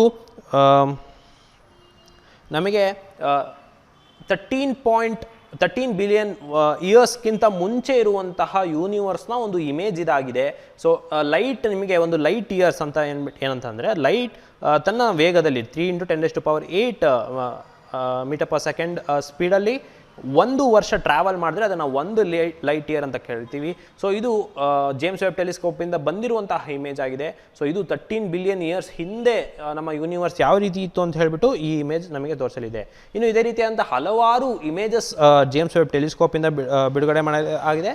ಸೊ ಅದರಲ್ಲಿ ಇನ್ನೊಂದು ಯಾವುದು ಅಂತ ಹೇಳಿದ್ರೆ ಒಂದು ಕರೀನಾ ನೆಬ್ಯುಲಾ ಅಂತ ಹೇಳಿಬಿಟ್ಟು ಇದು ಒಂದು ನಕ್ಷತ್ರ ಫಾರ್ಮ್ ಆಗ್ತಾ ಇರುವಂತಹ ಒಂದು ನೆಬ್ಯುಲಾ ಇದಾಗಿದೆ, ಕರೀನಾ ನೆಬ್ಯುಲಾ. ಇದ್ರ ಬಗ್ಗೆ ತಿಳಿದಿರಲಿ. ಇನ್ನು ಸ್ಟೀಫನ್ ಸ್ಕ್ವಿಂಟೆಂಟ್ ಅಂತ ಹೇಳಿಬಿಟ್ಟು ಇನ್ನೊಂದು ರಿಲೀಸ್ ಆಗಿದೆ. ಈ ಸ್ಟೀಫನ್ ಸ್ಕ್ವಿಂಟೆಂಟ್ ಏನಾಗಿದೆ ಅಂತ ಹೇಳಿದ್ರೆ ಹಲವಾರು ಗ್ಯಾಲಾಕ್ಸಿಗಳು ಒಟ್ಟಾಗಿ ಇರುವಂಥದ್ದು, ಅಂದರೆ ತುಂಬ ಹತ್ತಿರ ಇರುವಂಥದ್ದು ಈ ಸ್ಟೀಫನ್ ಸ್ಕ್ವಿಂಟೆಂಟಲ್ಲಿ ನೀವು ಕಾಣ್ಬೋದು. ಸೊ ಅದರಿಂದ ನಿಮಗೆ ನಮ್ಮ ಗ್ಯಾಲಾಕ್ಸಿ ಅಕಸ್ಮಾತ್ ಇನ್ನೊಂದು ಗ್ಯಾಲಾಕ್ಸಿಯ ತುಂಬ ಸಮೀಪ ಬಂತು ಅಂದರೆ ಎಂತ ಆಗ್ಬೋದು ಅಂತ ನಮಗೆ ಈ ಫೋಟೋಯಿಂದ ನಮಗೆ ಗೊತ್ತಾಗುತ್ತೆ. ನಂತರದಲ್ಲಿ ನಮಗೆ ಸದರ್ನ್ ರಿಂಗ್ ನೆಬ್ಯುಲಾ ಅಂತ ಹೇಳಿಬಿಟ್ಟು ಇನ್ನೊಂದು ಇಮೇಜ್ ಜೇಮ್ಸ್ ವೆಬ್ ಟೆಲಿಸ್ಕೋಪಿಂದ ಬಂದಿದೆ. ಇದು ಏನು ಹೇಳುತ್ತೆ ಅಂದರೆ ಒಂದು ನಕ್ಷತ್ರ ಸಾಯ್ತಾ ಇರುವಂತಹ ಒಂದು ಇಮೇಜ್ ಇದರಲ್ಲಿ ಕಂಡುಬರುತ್ತೆ. ನಿಮಗೆ ಗೊತ್ತು, ನಕ್ಷತ್ರ ಕೂಡ ಹುಟ್ಟತ್ತೆ ಮತ್ತು ಸಾಯತ್ತೆ. ನಕ್ಷತ್ರ ಸಾಯಬೇಕಾದ್ರೆ ಅದು ಒಂದು ವೈಟ್ ಡ್ವಾರ್ಫ್ ಆಗಿ ಅಥವಾ ಒಂದು ಸೂಪರ್ ನೋವಾ ಆಗಿ ಸಾಯತ್ತೆ ಕೊನೆಗೆ. ಸೊ ಇದು ಈ ಇಮೇಜಲ್ಲಿ ನಾವು ಸಂಪೂರ್ಣವಾಗಿ ನಾವು ಇದನ್ನು ಕಾಣ್ಬೋದು. ನೆಕ್ಸ್ಟ್ ಇನ್ಯಾವುದು ಅಂತ ಹೇಳಿದ್ರೆ WASP 96b ಅಂತ 4ನೇ ಇಮೇಜ್ ನಮ್ಮ ಜೇಮ್ಸ್ ವೆಬ್ ಟೆಲಿಸ್ಕೋಪಿಂದ ಬಂದಿರುವಂತಹದ್ದು. ಸೊ ಇದು ಕೂಡ ನಮಗೆ ಹೇಗೆ ಯೂನಿವರ್ಸ್ ಇದಾಗ್ತಾ ಇದೆ ಅಂತ ಹೇಳಿಬಿಟ್ಟು ನಮಗೆ ಈ ಫೋಟೋಯಿಂದ ನಮಗೆ ಗೊತ್ತಾಗುತ್ತೆ. ಆ ಫೋಟೋ ಇದರಲ್ಲಿ ತೋರಿಸ್ಲಿಕ್ಕಾಗಿಲ್ಲ. ಮತ್ತು ಅದ್ರ ಜೊತೆಗೆ ಇದೊಂದು ಕೂಡ ಇದು ಒಂದು 13.1 ಬಿಲಿಯನ್ ಇಯರ್ಸ್ ಹಿಂದೆ ಇರುವಂಥ ಒಂದು ಯೂನಿವರ್ಸ್ನ ಚಿತ್ರ ಇದಾಗಿದೆ. ಸೊ ಇದು ಸಾಕಷ್ಟು ನಮಗೆ ವಿಚಾರಗಳು ನಮಗೆ ಈ ಫೋಟೋಸಿಂದ ಗೊತ್ತಾಗಿದೆ ಜೇಮ್ಸ್ ವೆಬ್ ಟೆಲಿಸ್ಕೋಪ್ನಿಂದ. ಇದ್ರ ಬಗ್ಗೆ ತಿಳಿದಿರಲಿ ಅಂತ ಹೇಳ್ತಾ, ಇತ್ತೀಚೆಗೆ ಯಾವ ದೂರದರ್ಶಕವು ಬ್ರಹ್ಮಾಂಡದ ಮೊದಲ ಬಣ್ಣದ ಚಿತ್ರವನ್ನು ಬಿಡುಗಡೆ ಮಾಡಿದೆ? Which telescope recently release the first colour image of the universe? ಅಂದರೆ ಜೇಮ್ಸ್ ವೆಬ್ ಟೆಲಿಸ್ಕೋಪ್. ಇತ್ತೀಚೆಗೆ ಇಸ್ರೋ ಉಡಾವಣೆ ಮಾಡಿದ ಸಂವಹನ ಉಪಗ್ರಹ ಯಾವುದು? GSAT-24. ಇತ್ತೀಚೆಗೆ ಇಸ್ರೋ ಉಡಾವಣೆ ಮಾಡಿದ ಭೂವೀಕ್ಷಣಾ ಉಪಗ್ರಹ ಯಾವುದು? EOS-04. ಇನ್ನು ನಾವೀನ್ಯತೆ ಸೂಚ್ಯಂಕ ಕರ್ನಾಟಕ ಹ್ಯಾಟ್ರಿಕ್. ಇದೊಂದು ಕನ್ನಡ ದಿನಪತ್ರಿಕೆಯಿಂದ ತೆಗೆದುಕೊಂಡಂಥದ್ದು. ನಾವೀನ್ಯತೆ ಅಂದರೆ ಇನೋವೇಷನ್ ಇಂಡೆಕ್ಸ್ ಅಂತ ಕರಿತೀವಿ, ನೀತಿ ಆಯೋಗದಿಂದ ಕೊಡಲಾಗುತ್ತೆ. ಸೊ ಇದರಲ್ಲಿ ಸತತ 3ನೇ ಬಾರಿಗೆ ಕರ್ನಾಟಕ ನಂಬರ್ 1 ಸ್ಥಾನದಲ್ಲಿದೆ. 18.101 ಅಂಕದ ಜೊತೆಗೆ ಕರ್ನಾಟಕ 1ನೇ ಸ್ಥಾನದಲ್ಲಿದೆ, ತೆಲಂಗಾಣ 2ನೇದು, ಹರಿಯಾಣ 3ನೇದು, ಮಹಾರಾಷ್ಟ್ರ 4, ತಮಿಳುನಾಡು 5 ಇತರ ಟಾಪ್ 5 ದೇಶಗಳಾಗಿದೆ. ಇದು ನೀತಿ ಆಯೋಗದಿಂದ ಕೊಡಲಾಗುತ್ತೆ. ನಾವೀನ್ಯತೆಯ ಸಾಮರ್ಥ್ಯತೆ ಹಾಗೆ ನಿರ್ಮಿಸುವ ಪರಿಸರ ವ್ಯವಸ್ಥೆ ಅಥವಾ ಏನು ಎಕೋಸಿಸ್ಟಮ್, ಇನೋವೇಷನ್ ಮಾಡಲಿಕ್ಕೆ ಒಂದು ಎಕೋಸಿಸ್ಟಮ್ನ ಕೊಡುತ್ತೆ. ಸೊ ಅದು ಯಾವ ರಾಜ್ಯದಲ್ಲಿ ಅಂತ ಹೇಳಿದ್ರೆ ಅದು ಕರ್ನಾಟಕ ರಾಜ್ಯ ಇದೆ, ನಂಬರ್ 1 ರ್ಯಾಂಕಿಂಗಲ್ಲಿದೆ. ಇದು ಹ್ಯಾಟ್ರಿಕ್ ಈ ರೀತಿ ಸ್ಥಾನ ಪಡೆದುಕೊಂಡಿದೆ ಅಂತ ಹೇಳಿಬಿಟ್ಟು ಈ ಆರ್ಟಿಕಲ್ ಹೇಳ್ತಾ ಇದೆ. ಇದ್ರ ಬಗ್ಗೆ ನಿಮಗೆ ತಿಳಿದಿರಲಿ ಅಂತ ಹೇಳ್ತಾ, ಇದ್ರ ಮೇಲೆ ಯಾವ ರೀತಿ ಪ್ರಶ್ನೆ ಬರ್ತಾ ನೋಡೋಣ. ಇತ್ತೀಚೆಗೆ ನೀತಿ ಆಯೋಗ ಬಿಡುಗಡೆ ಮಾಡಿದೆ 2021ನೇ ಸಾಲಿನ ನಾವೀನ್ಯತೆ ಸೂಚ್ಯಾಂಕದಲ್ಲಿ ಯಾವ ರಾಜ್ಯ ಅಗ್ರಸ್ಥಾನದಲ್ಲಿದೆ? Which state has top the innovation index 2021 recently released by NITI Aayog ಅಂತ ಹೇಳಿಬಿಟ್ಟು. ಇದ್ರ ಬಗ್ಗೆ ನಿಮಗೆ ತಿಳಿದಿರಲಿ, ಕರ್ನಾಟಕ ಅಂತ ಹೇಳ್ತೀವಿ. ನೀತಿ ಆಯೋಗದ ರಫ್ತು ಸಿದ್ಧತಾ ಸೂಚ್ಯಾಂಕ 2021ರಲ್ಲಿ ಯಾವ ರಾಜ್ಯವು ಅಗ್ರಸ್ಥಾನದಲ್ಲಿದೆ? ಗುಜರಾತ್. ಆಹಾರ ಸುರಕ್ಷಿತ ಸೂಚ್ಯಾಂಕ 2021-22ರಲ್ಲಿ ಯಾವ ರಾಜ್ಯ ಅಗ್ರಸ್ಥಾನದಲ್ಲಿದೆ? ತಮಿಳುನಾಡು. ಸೊ ಇದ್ರ ಬಗ್ಗೆ ನಿಮಗೆ ತಿಳಿದಿರಲಿ ಅಂತ ಹೇಳ್ತಾ ಮುಂದಿನ ಕ್ವಶನ್ಗೆ ಹೋಗೋಣ. ಮುಂದಿನ question, Henley passport index ranks India 87th globally out of 199 countries. ನೋಡಿ, ಈ ಹೆನ್ಲೆ ಪಾಸ್ಪೋರ್ಟ್ ಇಂಡೆಕ್ಸ್ ಏನಿದೆ ಇದು ಪ್ರಪಂಚದ ಎಲ್ಲ ಪಾಸ್ಪೋರ್ಟ್ಗಳನ್ನು ಒಂದು ರ್ಯಾಂಕಿಂಗ್ ಮಾಡಲಾಗಿದೆ. ಯಾವ ಥರದ್ರ ಮೇಲೆ ಅಂದರೆ ನಂಬರ್ ಆಫ್ ಡೆಸ್ಟಿನೇಷನ್ಸ್, ಅದು ವಿತೌಟ್ ವೀಸಾ ಜೊತೆಗೆ ಆಕ್ಸೆಸ್ ಮಾಡ್ಬೋದು ಅಂತ ಹೇಳ್ಬಿಟ್ಟು. ಅಂದರೆ ಈಗ ನಾವು ಭಾರತದಲ್ಲಿದ್ದೀವಿ, ಸೊ ನಾವು ಭಾರತದಿಂದ ಬೇರೆ ಯಾವುದೋ ಒಂದು ದೇಶಕ್ಕೆ ಹೋಗ್ಬೋದು. ಸೊ ಹೋಗಬೇಕಂದ್ರೆ ವೀಸಾ ಅಂತ ಏನಿರುತ್ತೆ ಆ ದೇಶಕ್ಕೆ ಹೋಗಬೇಕಾದ್ರೆ, ಆ ವೀಸಾ ಇಲ್ಲದೇ ಆ ದೇಶಕ್ಕೆ ಟ್ರಾವೆಲ್ ಮಾಡ್ಬೋದಾದಂತಹ ಆಧಾರದ ಮೇಲೆ ಪಾಸ್ಪೋರ್ಟ್ ಇಂಡೆಕ್ಸ್ನ ಮಾಡಲಾಗುತ್ತೆ. ಸೊ ಇದರಲ್ಲಿ ಭಾರತದ ಸ್ಥಾನ ಎಷ್ಟು ಅಂದರೆ 87ನೇದು ಸ್ಥಾನ ಇದೆ. ಹಾಗಾದರೆ ಟಾಪ್ ಯಾವ್ದು ಮಾಡಿದೆ ಅಂತ ಹೇಳಿದ್ರೆ ಜಪಾನ್ ಮಾಡಿದೆ. ಜಪಾನ್, ಸಿಂಗಾಪುರ್, ಸೌತ್ ಕೊರಿಯಾ ಈ ಇಂಡೆಕ್ಸನ್ನು ಟಾಪ್ ಮಾಡಿದೆ. ಏಷ್ಯನ್ ಜೈಂಟ್ಸ್ ಅಂತ ಕರಿತೀವಿ. ಸೊ ಪ್ರೀ ಪ್ಯಾಂಡಮಿಕ್ ರ್ಯಾಂಕಿಂಗ್ಸಲ್ಲಿ ನಮಗೆ ಯುರೋಪಿಯನ್ ಕಂಟ್ರೀಸ್ ಟಾಪ್ ಮಾಡಿತ್ತು. ಈಗ ಪ್ಯಾಂಡಮಿಕ್ ನಂತರದ ಸ್ಥಾನಗಳಲ್ಲಿ ನಮಗೆ ಈ ಕಂಟ್ರೀಸ್ ಏಷ್ಯನ್ ಜೈಂಟ್ಸ್ ಅಂತ ಏನು ಕರಿತೀವಿ ಇದನ್ನು ಟಾಪ್ ಮಾಡಲಾಗಿದೆ ಅಂತ. ಇದು IATA ಇಂಟರ್ನ್ಯಾಷನಲ್ ಏರ್ ಟ್ರಾನ್ಸ್ಪೋರ್ಟ್ ಅಸೋಸಿಯೇಷನಿಂದ ಈ ಹೆನ್ಲಿ ಆ್ಯಂಡ್ ಪಾರ್ಟ್ನರ್ಸ್ ಅಂತ ಹೇಳಿಬಿಟ್ಟು ಸೊ ಈ ಇಂಡೆಕ್ಸ್ನ ಬಿಡುಗಡೆ ಮಾಡಲಾಗುತ್ತೆ. ಭಾರತದ ಸ್ಥಾನ ಎಷ್ಟು ಕೇಳ್ತಾರೆ, 87ನೇದು. ಇತ್ತೀಚೆಗೆ ಬಿಡುಗಡೆಯಾದ ಹೆನ್ಲಿಯ ಪಾಸ್ಪೋರ್ಟ್ ಸೂಚ್ಯಂಕ 2022 Q3 ಶ್ರೇಯಾಂಕದಲ್ಲಿ ಭಾರತದ ಸ್ಥಾನ ಎಷ್ಟು? What is the India's position in the recently released Henley passport index 2023 Q3 rankings, ಅಂದರೆ Q3 ಬಂದಂಥ ರ್ಯಾಂಕಿಂಗ್ಸ್. 10 ಸೆಕೆಂಡ್ಗಳ ಕಾಲಾವಕಾಶ ಇರುತ್ತೆ. ಇದಕ್ಕೆ ಸರಿಯಾದ ಉತ್ತರ ಭಾರತದ ಸ್ಥಾನ ಹೆನ್ಲಿ ಪಾಸ್ಪೋರ್ಟ್ ಇಂಡೆಕ್ಸ್ ಸೂಚ್ಯಂಕ 2022 Q3 ಶ್ರೇಯಾಂಕದಲ್ಲಿ ಅಗ್ರಸ್ಥಾನ ಪಡೆದ ರಾಷ್ಟ್ರ ಯಾವುದು ಅಂದರೆ ಜಪಾನ್. ಅಂತಾರಾಷ್ಟ್ರೀಯ ಬೌದ್ಧಿಕ ಆಸ್ತಿ ಸೂಚ್ಯಂಕದಲ್ಲಿ 2022ರಲ್ಲಿ ಭಾರತದ ಸ್ಥಾನ 43. ಗ್ಲೋಬಲ್ ಯೂನಿಕಾರ್ನ್ ಇಂಡೆಕ್ಸಲ್ಲಿ ಭಾರತದ ಶ್ರೇಣಿ 3ನೇ ಸ್ಥಾನ. ಇದ್ರ ಬಗ್ಗೆ ನಿಮಗೆ ತಿಳಿದಿರಲಿ. ಇನ್ನು prime minister Narendra Modi unveils sprint challenges aim to giving boost to usage indigenous technology in Indian navy ಅಂತ ಹೇಳ್ಬಿಟ್ಟು. ನೋಡಿ, ಸ್ಪ್ರಿಂಟ್ ಅಂದರೆ ಏನು ಅಂತ ಕೇಳ್ಬೋದು. ಸ್ಪ್ರಿಂಟ್ ಅಂತ ಹೇಳಿದ್ರೆ supporting pole vaulting in R&D through innovation and in defence excellence ಅಂತ ಹೇಳ್ಬಿಟ್ಟು ಐಡೆಕ್ಸ್ ಅಂತ ಕರಿತೀವಿ, ಸ್ಪ್ರಿಂಟ್ ಅಂತ ಕರಿತೇವೆ. ಸೊ ಇದು ಪ್ರಧಾನಮಂತ್ರಿ ಇಂದ ನರೇಂದ್ರ ಮೋದಿ ಅವರಿಂದ ಇದನ್ನು ಬಿಡುಗಡೆ ಮಾಡಲಾಗಿದೆ, ಸ್ಪ್ರಿಂಟ್ ಚಾಲೆಂಜ್ ಅಂತ. ಇದರಿಂದ ಇಂಡಿಯನ್ ನೇವಿ ಏನಿದೆ, ಭಾರತದ ನೌಕಾಪಡೆ ಏನಿದೆ, ಸೊ ಅದಕ್ಕೆ ಒಂದು ಚಾಲೆಂಜನ್ನು ನೀಡಲಾಗಿದೆ ಅಂತ ಹೇಳ್ಬಿಟ್ಟು ಇದ್ರ ಬಗ್ಗೆ ನಿಮಗೆ ತಿಳಿದಿರಲಿ. ಯಾವ ರೀತಿಯಾದಂಥ ಪ್ರಶ್ನೆ ಬರುತ್ತೆ ನೋಡೋಣ. ಇತ್ತೀಚೆಗೆ ಸುದ್ದಿಯಲ್ಲಿರುವ ಸ್ಪ್ರಿಂಟ್ ಚಾಲೆಂಜಸ್ ಯಾವುದಕ್ಕೆ ಸಂಬಂಧಿಸಿದೆ ಅಂದರೆ sprint challenges in news recently related to ಅಂತ 10 ಸೆಕೆಂಡ್ಗಳ ಕಾಲಾವಕಾಶ ಇದೆ.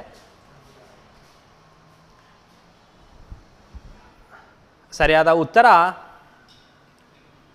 ಭಾರತೀಯ ನೌಕಾಪಡೆ. ಇದು ಇತ್ತೀಚೆಗೆ ಸೇವೆಯಿಂದ ಮುಕ್ತಗೊಳಿಸಿದ INS ಸಿಂಧುಧ್ವಜ್ ಒಂದು ಏನಾಗಿದೆ ಅಂತ ಅದು ಜಲಾಂತರ್ಗಾಮಿಯಾಗಿದೆ. ಇನ್ನು ಇತ್ತೀಚೆಗೆ ಭಾರತೀಯ ನೌಕಾಪಡೆಯ ಆಪರೇಷನ್ ಸಂಕಲ್ಪ್ ನಲ್ಲಿ ಭಾಗವಹಿಸಿದ ನೌಕೆ ಯಾವುದು ಅಂತ ಕೇಳ್ತಾರೆ, INS ತಲ್ವಾರ್. ಇನ್ನು NDA nominee Draupadi Murmu elected 15th president of India. ಇದು ತುಂಬ ಇಂಪಾರ್ಟೆಂಟು. ಯಾಕಂತ ಹೇಳಿದ್ರೆ ಮೊದಲ ಟ್ರೈಬಲ್ ಪ್ರೆಸಿಡೆಂಟ್ ಅಂತ ಹೇಳ್ಬೋದು, 2ನೇ ಮಹಿಳಾ ರಾಷ್ಟ್ರಪತಿ ಅಂತ ಹೇಳ್ಬೋದು, ಭಾರತದ 15ನೇ ರಾಷ್ಟ್ರಪತಿ ಅಂತ ಕೂಡ ಹೇಳ್ಬೋದು. ಸೊ ದ್ರೌಪದಿ ಮುರ್ಮು ಇವರು ಒಡಿಶಾದವರು. ಸೊ ಒಡಿಶಾದಲ್ಲಿ ಒಂದು ಸಂತಾಲ ಅಂತ ಹೇಳ್ಬಿಟ್ಟು ಒಂದು ಟ್ರೈಬ್ಗೆ ಸೇರ್ತಾರೆ. ಸೊ ಅಲ್ಲಿ ಕೂಡ ಗವರ್ನರ್ ಆಗಿ ಕೂಡ ಕೆಲಸ ಮಾಡಿದ್ರು ಇವರು. First tribal women to be appointed in the position and the youngest as well ಅಂತ ಹೇಳ್ಬಿಟ್ಟು ಹೇಳ್ತಾರೆ. ಇದು NDA ನ್ಯಾಷನಲ್ ಡೆಮೊಕ್ರೆಟಿಕ್ ಅಲಿಯನ್ಸ್ ಏನಿತ್ತು ಅಂದರೆ BJP ಪಕ್ಷ ಏನಿದೆ ಅದರ ಒಂದು ಪೊಲಿಟಿಕಲ್ ಪಾರ್ಟಿ. ಸೊ ಅದರ ಇಂದ ನಾಮಿನೇಟ್ ಆಗಿದ್ರು ಇವರು ದ್ರೌಪದಿ ಮುರ್ಮು. ಆಪೋಸಿಟ್ ಯಾರಿದ್ರು ಅಂತ ಹೇಳಿದ್ರೆ ಯಶವಂತ್ ಸಿನ್ಹಾ ಅಂತ ಹೇಳ್ಬಿಟ್ಟಿದ್ರು. ಸೊ ಇದು ಆಪೋಸಿಷನ್ ಕ್ಯಾಂಡಿಡೇಟ್. ಸೊ ಅವರ ವಿರುದ್ಧ ಇವರು ಅತಿ ಹೆಚ್ಚು ಅಂದರೆ 64.03% ಆಫ್ ವೋಟ್ಸ್ನಲ್ಲಿ ಗೆದ್ದಿದ್ದಾರೆ. ಭಾರತದ 15ನೇ ರಾಷ್ಟ್ರಪತಿಯಾಗಿ ಆಯ್ಕೆ ಮಾಡಲಾಗಿದೆ. ಇದಕ್ಕೆ ಒಂದು ಇತಿಹಾಸ ಆಗಿದೆ. ಯಾಕಂತ ಹೇಳಿದ್ರೆ ಭಾರತದ 1.3 ಬಿಲಿಯನ್ ಜನಸಂಖ್ಯೆ ಇರುವಂಥ ಒಂದು ದೇಶದಲ್ಲಿ ಒಂದು ಟ್ರೈಬಲ್ ಕಮ್ಯುನಿಟಿಯಿಂದ ಒಂದು ರಿಮೋಟ್ ಪಾರ್ಟ್ ಆಫ್ ಈಸ್ಟರ್ನ್ ಇಂಡಿಯಾದಿಂದ ಬಂದಂತಹ ಇವರು ಈಗ ಭಾರತದ ಒಂದು ಉನ್ನತ ಸ್ಥಾನಕ್ಕೆ, ಮೊದಲನೇ ಸಿಟಿಸನ್ ಅಂತ ಕರಿತೀವಿ ಪ್ರೆಸಿಡೆಂಟಿಗೆ. ಸೊ ಅಂಥ ಸ್ಥಾನಕ್ಕೆ ಒಬ್ಬ ಟ್ರೈಬಲ್ ವುಮೆನ್ ಹೋಗಿರೋದ್ರಿಂದ ಇದು ಡೆಮೋಕ್ರಸಿಯ ಗೆಲುವು ಅಂತ ಹೇಳ್ಬೋದು. ಸೊ ಭಾರತದ 15ನೇ ಪ್ರೆಸಿಡೆಂಟ್ ಆಗಿ ದ್ರೌಪದಿ ಮುರ್ಮು ಅವರು ಆಗಿದ್ದಾರೆ. ಇವರು ಮೊದಲ ಟ್ರೈಬಲ್ ಪ್ರೆಸಿಡೆಂಟ್ ಹೌದು, ಮತ್ತು ಭಾರತದ 2ನೇ ಮಹಿಳಾ ರಾಷ್ಟ್ರಪತಿ ಕೂಡ ಹೌದು. ಸೊ ಇದ್ರ ಬಗ್ಗೆ ನಿಮಗೆ ತಿಳಿದಿರಲಿ ಅಂತ ಹೇಳ್ತಾ ಇದ್ರ ಮೇಲೆ ಯಾವ ರೀತಿ ಪ್ರಶ್ನೆ ಬರುತ್ತೆ ನೋಡೋಣ. ಭಾರತದ 15ನೇ ರಾಷ್ಟ್ರಪತಿಯಾಗಿ ಯಾರು ಆಯ್ಕೆ ಆಗಿದ್ದಾರೆ? ಹೂ has bin elected as the 15th president of India. 10 ಸೆಕೆಂಡ್ಗಳ ಕಾಲಾವಕಾಶ ಇರುತ್ತೆ. ಇದಕ್ಕೆ ಸರಿಯಾದ ಉತ್ತರ ದ್ರೌಪದಿ ಮುರ್ಮು. ಇನ್ನು ಭಾರತದ ಮೊದಲ ಮಹಿಳಾ ರಾಷ್ಟ್ರಪತಿ ಯಾವುದು ಅಂದರೆ ಪ್ರತಿಭಾ ಪಾಟೇಲ್. ಹಂಗಾಮಿ ರಾಷ್ಟ್ರಪತಿಯಾದ ಮೊದಲ ಕನ್ನಡಿಗ ಯಾರು ಅಂದರೆ BD ಜತ್ತಿ. ಅವಿರೋಧವಾಗಿ ಆಯ್ಕೆಯಾದ ಭಾರತದ ಮೊದಲ ರಾಷ್ಟ್ರಪತಿ ಯಾರು ಅಂದರೆ ನೀಲಂ ಸಂಜೀವ್ ರೆಡ್ಡಿ. ಭಾರತದ ಸಂವಿಧಾನದ ಯಾವ ಪರಿಚ್ಛೇದವು ಭಾರತದಲ್ಲಿನ ಅಧ್ಯಕ್ಷೀಯ ಚುನಾವಣೆ ಬಗ್ಗೆ ವ್ಯವಹರಿಸುತ್ತಂದರೆ ಆರ್ಟಿಕಲ್ 54. ಇದು ಕೂಡ ನಿಮಗೆ ಪ್ರಶ್ನೆ ಬರೋ ಚಾನ್ಸಸ್ ಜಾಸ್ತಿ ಇರುತ್ತೆ, ಇದ್ರ ಬಗ್ಗೆ ತಿಳಿದಿರಲಿ. Nelson Mandela international day 2022 observed on 18 July. ನೋಡಿ, ನೆಲ್ಸನ್ ಮಂಡೇಲಾ ಇಂಟರ್ನ್ಯಾಷನಲ್ ಡೇ ಯಾವಾಗ ಆಗುತ್ತೆ ಅಂತ ಕೇಳ್ತಾರೆ. 18 ಜುಲೈಗೆ. ಇದನ್ನು ಪ್ರೆಸಿಡೆಂಟ್ ಆಫ್ ಸೌತ್ ಆಫ್ರಿಕಾ ಆಗಿರುವಂತಹ ದಿನವನ್ನು, democratically elected president of south Africa ಆಗಿದ್ದ ದಿನವನ್ನು ಇದನ್ನು ಆಚರಣೆ ಮಾಡಲಾಗುತ್ತೆ. ನೆಲ್ಸನ್ ಮಂಡೇಲಾ ಇಂಟರ್ನ್ಯಾಷನಲ್ ಡೇ ಅಂತ ಹೇಳಿಬಿಟ್ಟು ಜುಲೈ 18ಕ್ಕೆ. ಈ ವರ್ಷದ ಥೀಮ್ ಏನಾಗಿದೆ ಅಂದರೆ do what you can with what you have where you are ಅಂತ ಹೇಳ್ಬಿಟ್ಟು ಇದಕ್ಕೆ ಈ ವರ್ಷದ ಥೀಮ್ ಆಗಿದೆ ಅಥವಾ ಘೋಷವಾಕ್ಯ ಆಗಿದೆ. ಇದ್ರ ಬಗ್ಗೆ ನಿಮಗೆ ತಿಳಿದಿರಲಿ. ಅಂತಾರಾಷ್ಟ್ರೀಯ ನೆಲ್ಸನ್ ಮಂಡೇಲಾ ದಿನವನ್ನು ಯಾವಾಗ ಆಚರಿಸಲಾಗುತ್ತೆ? When is the international Nelson Mandela day celebrated? 10 ಸೆಕೆಂಡ್ಗಳ ಕಾಲಾವಕಾಶ ಇರುತ್ತೆ. ಇದಕ್ಕೆ ಸರಿಯಾದ ಉತ್ತರ ಜುಲೈ 18. ಇನ್ನು ವಿಶ್ವ ಜನಸಂಖ್ಯಾ ದಿನ ಯಾವಾಗ ಆಚರಣೆ ಮಾಡಲಾಗುತ್ತೆ ಅಂತ ಕೇಳ್ತಾರೆ. ಜುಲೈ 11. ರಾಷ್ಟ್ರೀಯ ವೈದ್ಯರ ದಿನ ಜುಲೈ 1. GST ದಿನ ಜುಲೈ 1 ಅಂತ ಹೇಳ್ಬಿಟ್ಟು ಇದ್ರ ಬಗ್ಗೆ ತಿಳಿದಿರಲಿ. 2017ರಿಂದ GSTಯನ್ನು ತರಲಾಯಿತು. ಇನ್ನು ಇವತ್ತಿನ ಒನ್ಲೈನರ್ ಕರೆಂಟ್ ಅಫೇರ್ಸ್ಗೆ ಬಂದಿದ್ದೇವೆ. ಇವತ್ತಿನ ಒನ್ಲೈನರ್ ಕರೆಂಟ್ ಅಫೇರ್ಸಲ್ಲಿ ಹಿಮಾಚಲ ಪ್ರದೇಶ ವಾಹನ ಸ್ಥಳ ಟ್ರ್ಯಾಕಿಂಗ್ ವೆಹಿಕಲ್ ಟ್ರ್ಯಾಕಿಂಗ್ ಸಾಧನವನ್ನು ಮಾಡಿದೆ. ಇದು ತುರ್ತು ಪ್ರತಿಕ್ರಿಯೆ ಬೆಂಬಲ ವ್ಯವಸ್ಥೆ ಮಾಡಬೇಕು ಅಂತ, ಅಂದರೆ ಬೇಗ ಇದಕ್ಕೆ ರೆಸ್ಪಾನ್ಸ್ ಮಾಡುವ ಸಂದರ್ಭದಲ್ಲಿ ನಮಗೆ ವಾಹನ ಸ್ಥಳ ಟ್ರ್ಯಾಕಿಂಗ್ ಸಾಧನವನ್ನು ಹಿಮಾಚಲ ಪ್ರದೇಶ ತಂದಿದೆ. ಇದು ಭಾರತದ ಮೊದಲ ರಾಜ್ಯವಾಗಿದೆ. ಈ ರೀತಿಯಾದಂಥ ಸಂಪರ್ಕ ವಹಿಸ್ತಿರುವಂತಹ ಮೊದಲ ರಾಜ್ಯ ಕೂಡ ಹಿಮಾಚಲ ಪ್ರದೇಶ ಆಗಿದೆ. ಇದ್ರ ಬಗ್ಗೆ ತಿಳಿದಿರಲಿ. ಇನ್ನು ಭಾರತವು ಇತ್ತೀಚೆಗೆ ವಿಶ್ವಾದ್ಯಂತ ಅತಿ ಹೆಚ್ಚು ಹಣ ರವಾನೆ ಸ್ವೀಕರಿಸಿದೆ, ಅಂದರೆ ರೆಮಿಟೆನ್ಸ್ ಅಂತ ಕರಿತೀವಿ. ಸೊ ರೆಮಿಟೆನ್ಸ್ ವಿಶ್ವ ಬ್ಯಾಂಕ್ ಪ್ರಕಾರ ಇದು 2021ರಲ್ಲಿ 87 ಶತಕೋಟಿ US$ ಅಷ್ಟು ರೆಮಿಟೆನ್ಸ್ನ ಮಾಡಿದೆ. ಭಾರತ ನಂತರ ಸ್ಥಾನದಲ್ಲಿ ಚೀನಾ ಮತ್ತು ಮೆಕ್ಸಿಕೋ ಇದೆ. ಸೊ ಇದು ವಿಶ್ವ ಬ್ಯಾಂಕ್, ವರ್ಲ್ಡ್ ಬ್ಯಾಂಕ್ ಪ್ರಕಾರ ಇದು ಅಂತ ವರದಿಯಾಗಿದೆ. ಭಾರತ ಮೊದಲನೇ ಸ್ಥಾನದಲ್ಲಿದೆ, ಇದು ತಿಳಿದಿರಲಿ.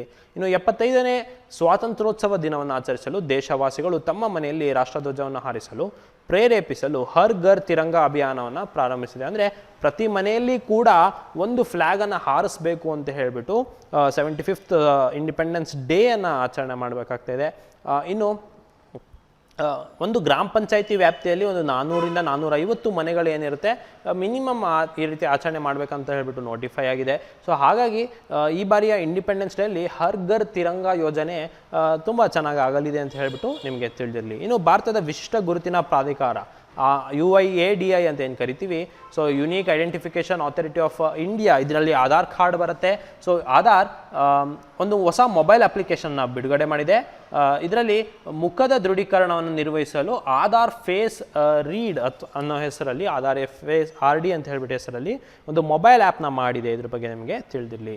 ಇನ್ನು ಹಿಮಾಚಲ ಪ್ರದೇಶದ ರಾಜ್ಯಪಾಲ ರಾಜೇಂದ್ರ ವಿಶ್ವನಾಥ್ ಆರ್ಲೇಕರ್ ಅವರು JJ ಸಿಂಗ್ ಬರೆದಿರುವ the McMahon line a century of discord ಎಂಬ ಪುಸ್ತಕವನ್ನು ಬಿಡುಗಡೆ ಮಾಡಿದ್ದಾರೆ. So McMahon line a century of discord ಪುಸ್ತಕ ಯಾರು ಬರೆದಿದ್ದು ಅಂತ ಹೇಳಿದ್ರೆ ರಾಜೇಂದ್ರ ವಿಶ್ವನಾಥ್ JJ ಸಿಂಗ್ ಬರೆದಿರೋದು. ಸೊ ಇದನ್ನು ಯಾರು ಬಿಡುಗಡೆ ಮಾಡಿದ್ದಾರೆ ಅಂದರೆ ಹಿಮಾಚಲ ಪ್ರದೇಶದ ರಾಜ್ಯಪಾಲ. ಸೊ ಇದ್ರ ಬಗ್ಗೆ ತಿಳಿದಿರಲಿ. ಇನ್ನು ನರೇಂದರ್ ಬಾತ್ರಾ ಅವರು ಅಂತಾರಾಷ್ಟ್ರೀಯ hockey federation, international hockey federation ಏನಿದೆ ಅಧ್ಯಕ್ಷ ಸ್ಥಾನಕ್ಕೆ ರಾಜೀನಾಮೆ ನೀಡಿದ್ದಾರೆ ಮತ್ತು ಅಂತಾರಾಷ್ಟ್ರೀಯ ಒಲಿಂಪಿಕ್ ಸಮಿತಿಯ ಸದಸ್ಯವನ್ನು ತ್ಯಜಿಸಿದ್ದಾರೆ. ಸೊ ಇದೊಂದು ಪ್ರಚಲಿತ ಘಟನೆಯಾಗಿದೆ. ನರೇಂದ್ರ ಬಾತ್ರಾ ಅವರು ಇಂಟರ್ನ್ಯಾಷನಲ್ ಹಾಕಿ ಫೆಡರೇಷನ್ ಮತ್ತು ಇಂಟರ್ನ್ಯಾಷನಲ್ ಒಲಿಂಪಿಕ್ ಕಮಿಟಿ ಏನಿದೆ ಇದರ ಸದಸ್ಯವನ್ನು ಕೂಡ ತ್ಯಜಿಸಿದ್ದಾರೆ. ಇದ್ರ ಬಗ್ಗೆ ತಿಳಿದಿರಲಿ. ಇನ್ನು ವಿಶ್ವ ಯುವ ಕೌಶಲ್ಯ ದಿನವನ್ನು ಜುಲೈ 15ರಂದು ಜಾಗತಿಕವಾಗಿ ಆಚರಿಸಲಾಗುತ್ತೆ. ಇದು 2022ರ ಥೀಮ್ ಏನಾಗಿತ್ತು ಅಂದರೆ transforming youth skills for the future. So ಹಲವಾರು ವಿಚಾರಗಳನ್ನು ನಾವು ಈ ಸಂಚಿಕೆಯಲ್ಲಿ ತಿಳ್ಕೊಂಡ್ವಿ. 16 ಪ್ರಚಲಿತ ಘಟನೆಗಳ ಆರ್ಟಿಕಲ್ನ ಓದಿದ್ವಿ, ಜೊತೆಗೆ ಒಂದು 7 ಒನ್ಲೈನರ್ ಕರೆಂಟ್ ಅಫೇರ್ಸ್ನ ಕೂಡ ನಾವು ಈ ಸಂಚಿಕೆಯಲ್ಲಿ ತಿಳ್ಕೊಂಡಿದ್ದೇವೆ. ಇನ್ನೂ ಒಂದಿಷ್ಟು ಒನ್ಲೈನರ್ ಕರೆಂಟ್ ಅಫೇರ್ಸ್ನ ತಿಳ್ಕೊಳ್ಳೋಣ. ಯಾಕಂತಂದರೆ ನಾವು 18ನೇ ತಾರೀಕಿಂದ 23ನೇ ತಾರೀಕು ಇರುವಂತಹ ಕರೆಂಟ್ ಅಫೇರ್ಸ್ನ ಕವರ್ ಮಾಡ್ತಿದ್ದೀವಿ, ಹಾಗಾಗಿ ಹೆಚ್ಚು ಪ್ರಚಲಿತ ಘಟನೆಗಳಿದೆ. ಇನ್ನು ಭಾರತದ ಬ್ಯಾಡ್ಮಿಂಟನ್ ತಾರೆ PV Sindhu Singapore open 2022 BWF super 500 ಪಂದ್ಯಾವಳಿಯಲ್ಲಿ ಮಹಿಳಾ ಸಿಂಗಲ್ಸ್ನಲ್ಲಿ ಚೀನಾದ ಶಟ್ಲರ್ ವಾಂಗ್ ಜಿಯಿ ಅವರನ್ನು ಸೋಲಿಸಿ ಗೆದ್ದಿದ್ದಾರೆ. ಸೊ PV ಸಿಂಧು ಅವರು BWF ಸೂಪರ್ 500 ಮಹಿಳಾ ಪಂದ್ಯ ಸಿಂಗಲ್ಸ್ನಲ್ಲಿ ಗೆದ್ದಿದ್ದಾರೆ. ಇನ್ನು ಅಂತಾರಾಷ್ಟ್ರೀಯ ನ್ಯಾಯದ ಬಗ್ಗೆ ಜಾಗೃತಿ ಮೂಡಿಸಲು ಭಾರತದ ಬಲಿಪಶುಗಳ ಹಕ್ಕುಗಳನ್ನು ಉತ್ತೇಜಿಸಲು ಪ್ರತಿ ವರ್ಷ ಜುಲೈ 17ರಂದು ಅಂತಾರಾಷ್ಟ್ರೀಯ ನ್ಯಾಯಕ್ಕಾಗಿ ವಿಶ್ವ ದಿನವನ್ನು ಆಚರಿಸಲಾಗುತ್ತೆ. ಸೊ ಇದ್ರ ಬಗ್ಗೆ ನಿಮಗೆ ತಿಳಿದಿರಲಿ ಅಂತ ಹೇಳ್ತಾ, COVID-19 ಏಕಾಏಕಿ ಶಾಲೆಯಿಂದ ಹೊರಗುಳಿದವರನ್ನು ಮರಳಿ ಕರೆತರಲು ತ್ರಿಪುರಾ ಸರ್ಕಾರ ಅರ್ನ್ ವಿತ್ ಲರ್ನ್ ಎಂಬ ಹೊಸ ಯೋಜನೆಯನ್ನು ಪ್ರಾರಂಭಿಸಿದೆ. ಸೊ ಇದ್ರ ಬಗ್ಗೆ ತಿಳಿದಿರಲಿ. ಯಾವ ರಾಜ್ಯ ಅಂತ ಕೇಳ್ಬೋದು, ತ್ರಿಪುರಾ. ಇನ್ನು ಜುಲೈ 20, 2022ರಂದು ಭಾರತ ಮತ್ತು ನಮೀಬಿಯಾ ಭಾರತದಲ್ಲಿ ಐತಿಹಾಸಿಕ ಶ್ರೇಣಿಯಲ್ಲಿ ಚಿರತೆಗಳನ್ನು ಮರುಪರಿಚಯಿಸಲು ತಿಳುವಳಿಕೆಯ ಒಪ್ಪಂದ MOU ಮೆಮೊರಾಂಡಮ್ ಆಫ್ ಅಂಡರ್ಸ್ಟ್ಯಾಂಡಿಂಗ್ ಅನ್ನು ಸಹಿಯಾಗಿದೆ. 8 ಚಿರತೆಗಳನ್ನು ಕುನುವಾ ನ್ಯಾಷನಲ್ ಪಾರ್ಕ್ ಮಧ್ಯಪ್ರದೇಶನಲ್ಲಿ ಬಿಡುಗಡೆ ಮಾಡಲಾಗುತ್ತೆ ಅಂತ ಹೇಳ್ಬಿಟ್ಟು ಒಂದು MOU ಅನ್ನು ಸೈನ್ ಮಾಡಿದೆ. ಯಾವ ಸರ್ಕಾರ ಅಂದರೆ ನಮೀಬಿಯಾ ಮತ್ತು ಭಾರತ. ಇನ್ನು UN ವರ್ಲ್ಡ್ ಪಾಪ್ಯುಲೇಷನ್ ಪ್ರಾಸ್ಪೆಕ್ಟ್ 2022-27ನೇ ಆವೃತ್ತಿಯ ಪ್ರಕಾರ ಭಾರತವು 2023ರಲ್ಲಿ ಚೀನಾವನ್ನು ವಿಶ್ವದ ಅತಿ ಹೆಚ್ಚು ಜನಸಂಖ್ಯಾ ಹೊಂದಿರುವ ದೇಶವನ್ನಾಗಿ ಮೀರಿಸುತ್ತದೆ ಅಂತ ಅಂದಾಜಿಸಲಾಗಿದೆ. ಇನ್ನು ಪದ್ಮಶ್ರೀ ಪುರಸ್ಕೃತ ಖ್ಯಾತ ಸಮಾಜ ಸೇವಕ ಅವಧಾಶ್ ಕೌಶಲ್ ಇತ್ತೀಚೆಗೆ ನಿಧನರಾಗಿದ್ದಾರೆ. ಸೊ ಅವಧಾಶ್ ಕೌಶಲ್ ಸಮಾಜ ಸೇವಕ. ಸೊ ಇವರಿಗೆ ಪದ್ಮಶ್ರೀ ಕೂಡ ಬಂದಿತ್ತು. ಇದ್ರ ಬಗ್ಗೆ ನಿಮಗೆ ತಿಳಿದಿರಲಿ ಅಂತ ಹೇಳ್ತಾ, ಇನ್ನು ಜಾನಿ ಬ್ಯಾರಿಸ್ಟವ್ ಇಂಗ್ಲೆಂಡ್, ಮಾರಿಜಾನಾ ಕಾಪ್ ಸೌತ್ ಆಫ್ರಿಕಾ ಜೂನ್ 2022 ತಿಂಗಳನ್ನ ICC ಆಟಗಾರರಾಗಿ ನೇಮಕ ಆಗಿದ್ದಾರೆ. ಸೊ ಇದ್ರ ಬಗ್ಗೆ ನಿಮಗೆ ಇದಿಷ್ಟು ಒನ್ಲೈನರ್ ಕರೆಂಟ್ ಅಫೇರ್ಸ್ ನಿಮಗೆ ತಿಳಿದಿರಲಿ ಅಂತ ಹೇಳ್ತಾ, ಭಾರತದಲ್ಲಿ ರಾಷ್ಟ್ರೀಯ ಧ್ವಜ ದಿನವನ್ನು ಯಾವಾಗ ಆಚರಿಸಲಾಗುತ್ತೆ? When is the national flag day observed in India? July 22, July 23, June 23, July 20. So ಇದು ಒಂದು ಬೋನಸ್ ಪ್ರಶ್ನೆ ಆಗಿರುತ್ತೆ. ನೀವು ಕಮೆಂಟ್ ಸೆಕ್ಷನಲ್ಲಿ ಉತ್ತರವನ್ನು ತಿಳಿಸ್ಬೇಕಾಗತ್ತೆ. ನ್ಯಾಷನಲ್ ಫ್ಲ್ಯಾಗ್ ನಿಮಗೆ ಯಾರು ಡಿಸೈನ್ ಮಾಡಿದ್ರು ಮತ್ತು ಇದನ್ನು ಯಾವಾಗ ನಾವು ಇದನ್ನು ಅಡಾಪ್ಟ್ ಮಾಡ್ಕೊಂಡಿರೋ ಅದನ್ನೇ ನ್ಯಾಷನಲ್ ಫ್ಲ್ಯಾಗ್ ಡೇ ಅಂತ ಅಬ್ಸರ್ವ್ ಮಾಡ್ತೀವಿ. ಸೊ ಅದು ಯಾವತ್ತು ಅಂತ ಹೇಳಿಬಿಟ್ಟು ನೀವು ಕಮೆಂಟ್ ಸೆಕ್ಷನಲ್ಲಿ ತಿಳಿಸ್ಬೇಕಾಗತ್ತೆ. ಇನ್ನು ಇದೇ ರೀತಿಯಾದಂತಹ ಕಂಟೆಂಟಿಗೆ ನೀವು ಅಚೀವರ್ಸ್ ಅಕಾಡೆಮಿಯ ಶಿವಮೊಗ್ಗ ಯೂಟ್ಯೂಬ್ ಚಾನಲನ್ನು ಫಾಲೋ ಮಾಡಬೇಕಾಗತ್ತೆ. ESIC, ಬ್ಯಾಂಕಿಂಗ್, RRB, ರೈಲ್ವೇಸ್ ಈ ರೀತಿಯಾದಂಥ ಎಕ್ಸಾಮ್ಸ್ಗಳಿಗೆ ನೀವು ಅಚೀವರ್ಸ್ ಬ್ಯಾಂಕಿಂಗ್ ಚಾನಲನ್ನು ಸಬ್ಸ್ಕ್ರೈಬ್ ಮಾಡಬೇಕಾಗತ್ತೆ. ಇನ್ನು ನಿಮಗೆ ಗೊತ್ತಿರೋ ಹಾಗೆ ನಮ್ಮ ಅಚೀವರ್ಸ್ ಸಂಸ್ಥೆಯಲ್ಲಿ ಸ್ಕಾಲರ್ಶಿಪ್ ಪರೀಕ್ಷೆಯನ್ನು ಮಾಡಲಾಗ್ತಾ ಇತ್ತು. 10 ಜುಲೈ, 17 ಜುಲೈ ಮತ್ತು 24 ಜುಲೈ ಎಂದು ಸ್ಕಾಲರ್ಶಿಪ್ ಪರೀಕ್ಷೆಗಳಿತ್ತು. ಸೊ ಈ ಮುಂದಿನ ಭಾನುವಾರ ಅಥವಾ ಈ ಭಾನುವಾರ ಏನಿದೆ 24 ಜುಲೈ ಇವಾಗ ಕೂಡ ಸ್ಕಾಲರ್ಶಿಪ್ ಪರೀಕ್ಷೆ ಇರಲಿದ್ದು, ಸೊ ಅದಕ್ಕೆ ಯಾರು ನೋಂದಣಿ ಆಗಿಲ್ಲ ಸೊ ಅವರ ನೋಂದಣಿ ಆಗಬೇಕಾಗತ್ತೆ. ಸೊ ನಿಮಗೆ ಪ್ರಶ್ನೆ ಪತ್ರಿಕೆಯನ್ನು ಟೆಲಿಗ್ರಾಮ್ ಗ್ರೂಪ್ನಲ್ಲಿ ಹಾಕಲಾಗುತ್ತೆ. ಆಫ್ಲೈನ್ ಪ್ರಶ್ನೆ ಪತ್ರಿಕೆಗೆ ನೀವು ಸಂಸ್ಥೆಗೆ ಭೇಟಿ ನೀಡಿ ಸಂಡೇ ಸ್ಕಾಲರ್ಶಿಪ್ ಟೆಸ್ಟ್ ಅಚೀವರ್ ಸಂಸ್ಥೆಗೆ 90% ತನಕನೂ ನೀವು ಫೀ ಕನ್ಸೆಷನ್ನ ನಿಮಗೆ ಸ್ಕಾಲರ್ಶಿಪ್ ಮುಖಾಂತರ ನಿಮಗೆ ನೀಡಲಾಗುವುದು ಅಂತ ಹೇಳ್ತಾ, ಇನ್ನು PGCETಗೆ ಹೊಸ ಬ್ಯಾಚ್ಗಳು ಪ್ರಾರಂಭವಾಗ್ತದೆ. ಅದು ಸೋಮವಾರದಿಂದ 25 ಜುಲೈಯಿಂದ ಪ್ರಾರಂಭವಾಗ್ತಾ ಇದೆ. ಸೊ ಅದಕ್ಕೆ ಅಡ್ಮಿಷನ್ಸ್ ಕೂಡ ಆಗ್ಬೋದು. PGCET ನಿಮಗೆ MBA ಮತ್ತು ಒಂದು ಜಾಯ್ನ್ ಬರಬೇಕಾದಂಥ ಒಂದು ಎಕ್ಸಾಮ್ ಆಗಿದೆ. ಇನ್ನು ಸ್ಟೇಟ್ ಬ್ಯಾಚಸ್ ಆಗಿರ್ಬೋದು, ಸೆಂಟ್ರಲ್ ಬ್ಯಾಚಸ್ ಆಗಿರ್ಬೋದು, ಬ್ಯಾಂಕಿಂಗ್ ಬ್ಯಾಚಸ್ ಆಗಿರ್ಬೋದು, ಅದಕ್ಕೆ ಕೂಡ ಅಡ್ಮಿಷನ್ಸ್ ಸ್ಟಾರ್ಟ್ ಆಗ್ತದೆ. ಅದಕ್ಕೆ ನೀವು ಅಚೀವರ್ ಸಂಸ್ಥೆಗೆ ಭೇಟಿ ನೀಡಬೇಕು ಅಂತ ಹೇಳ್ತಾ ಧನ್ಯವಾದಗಳು.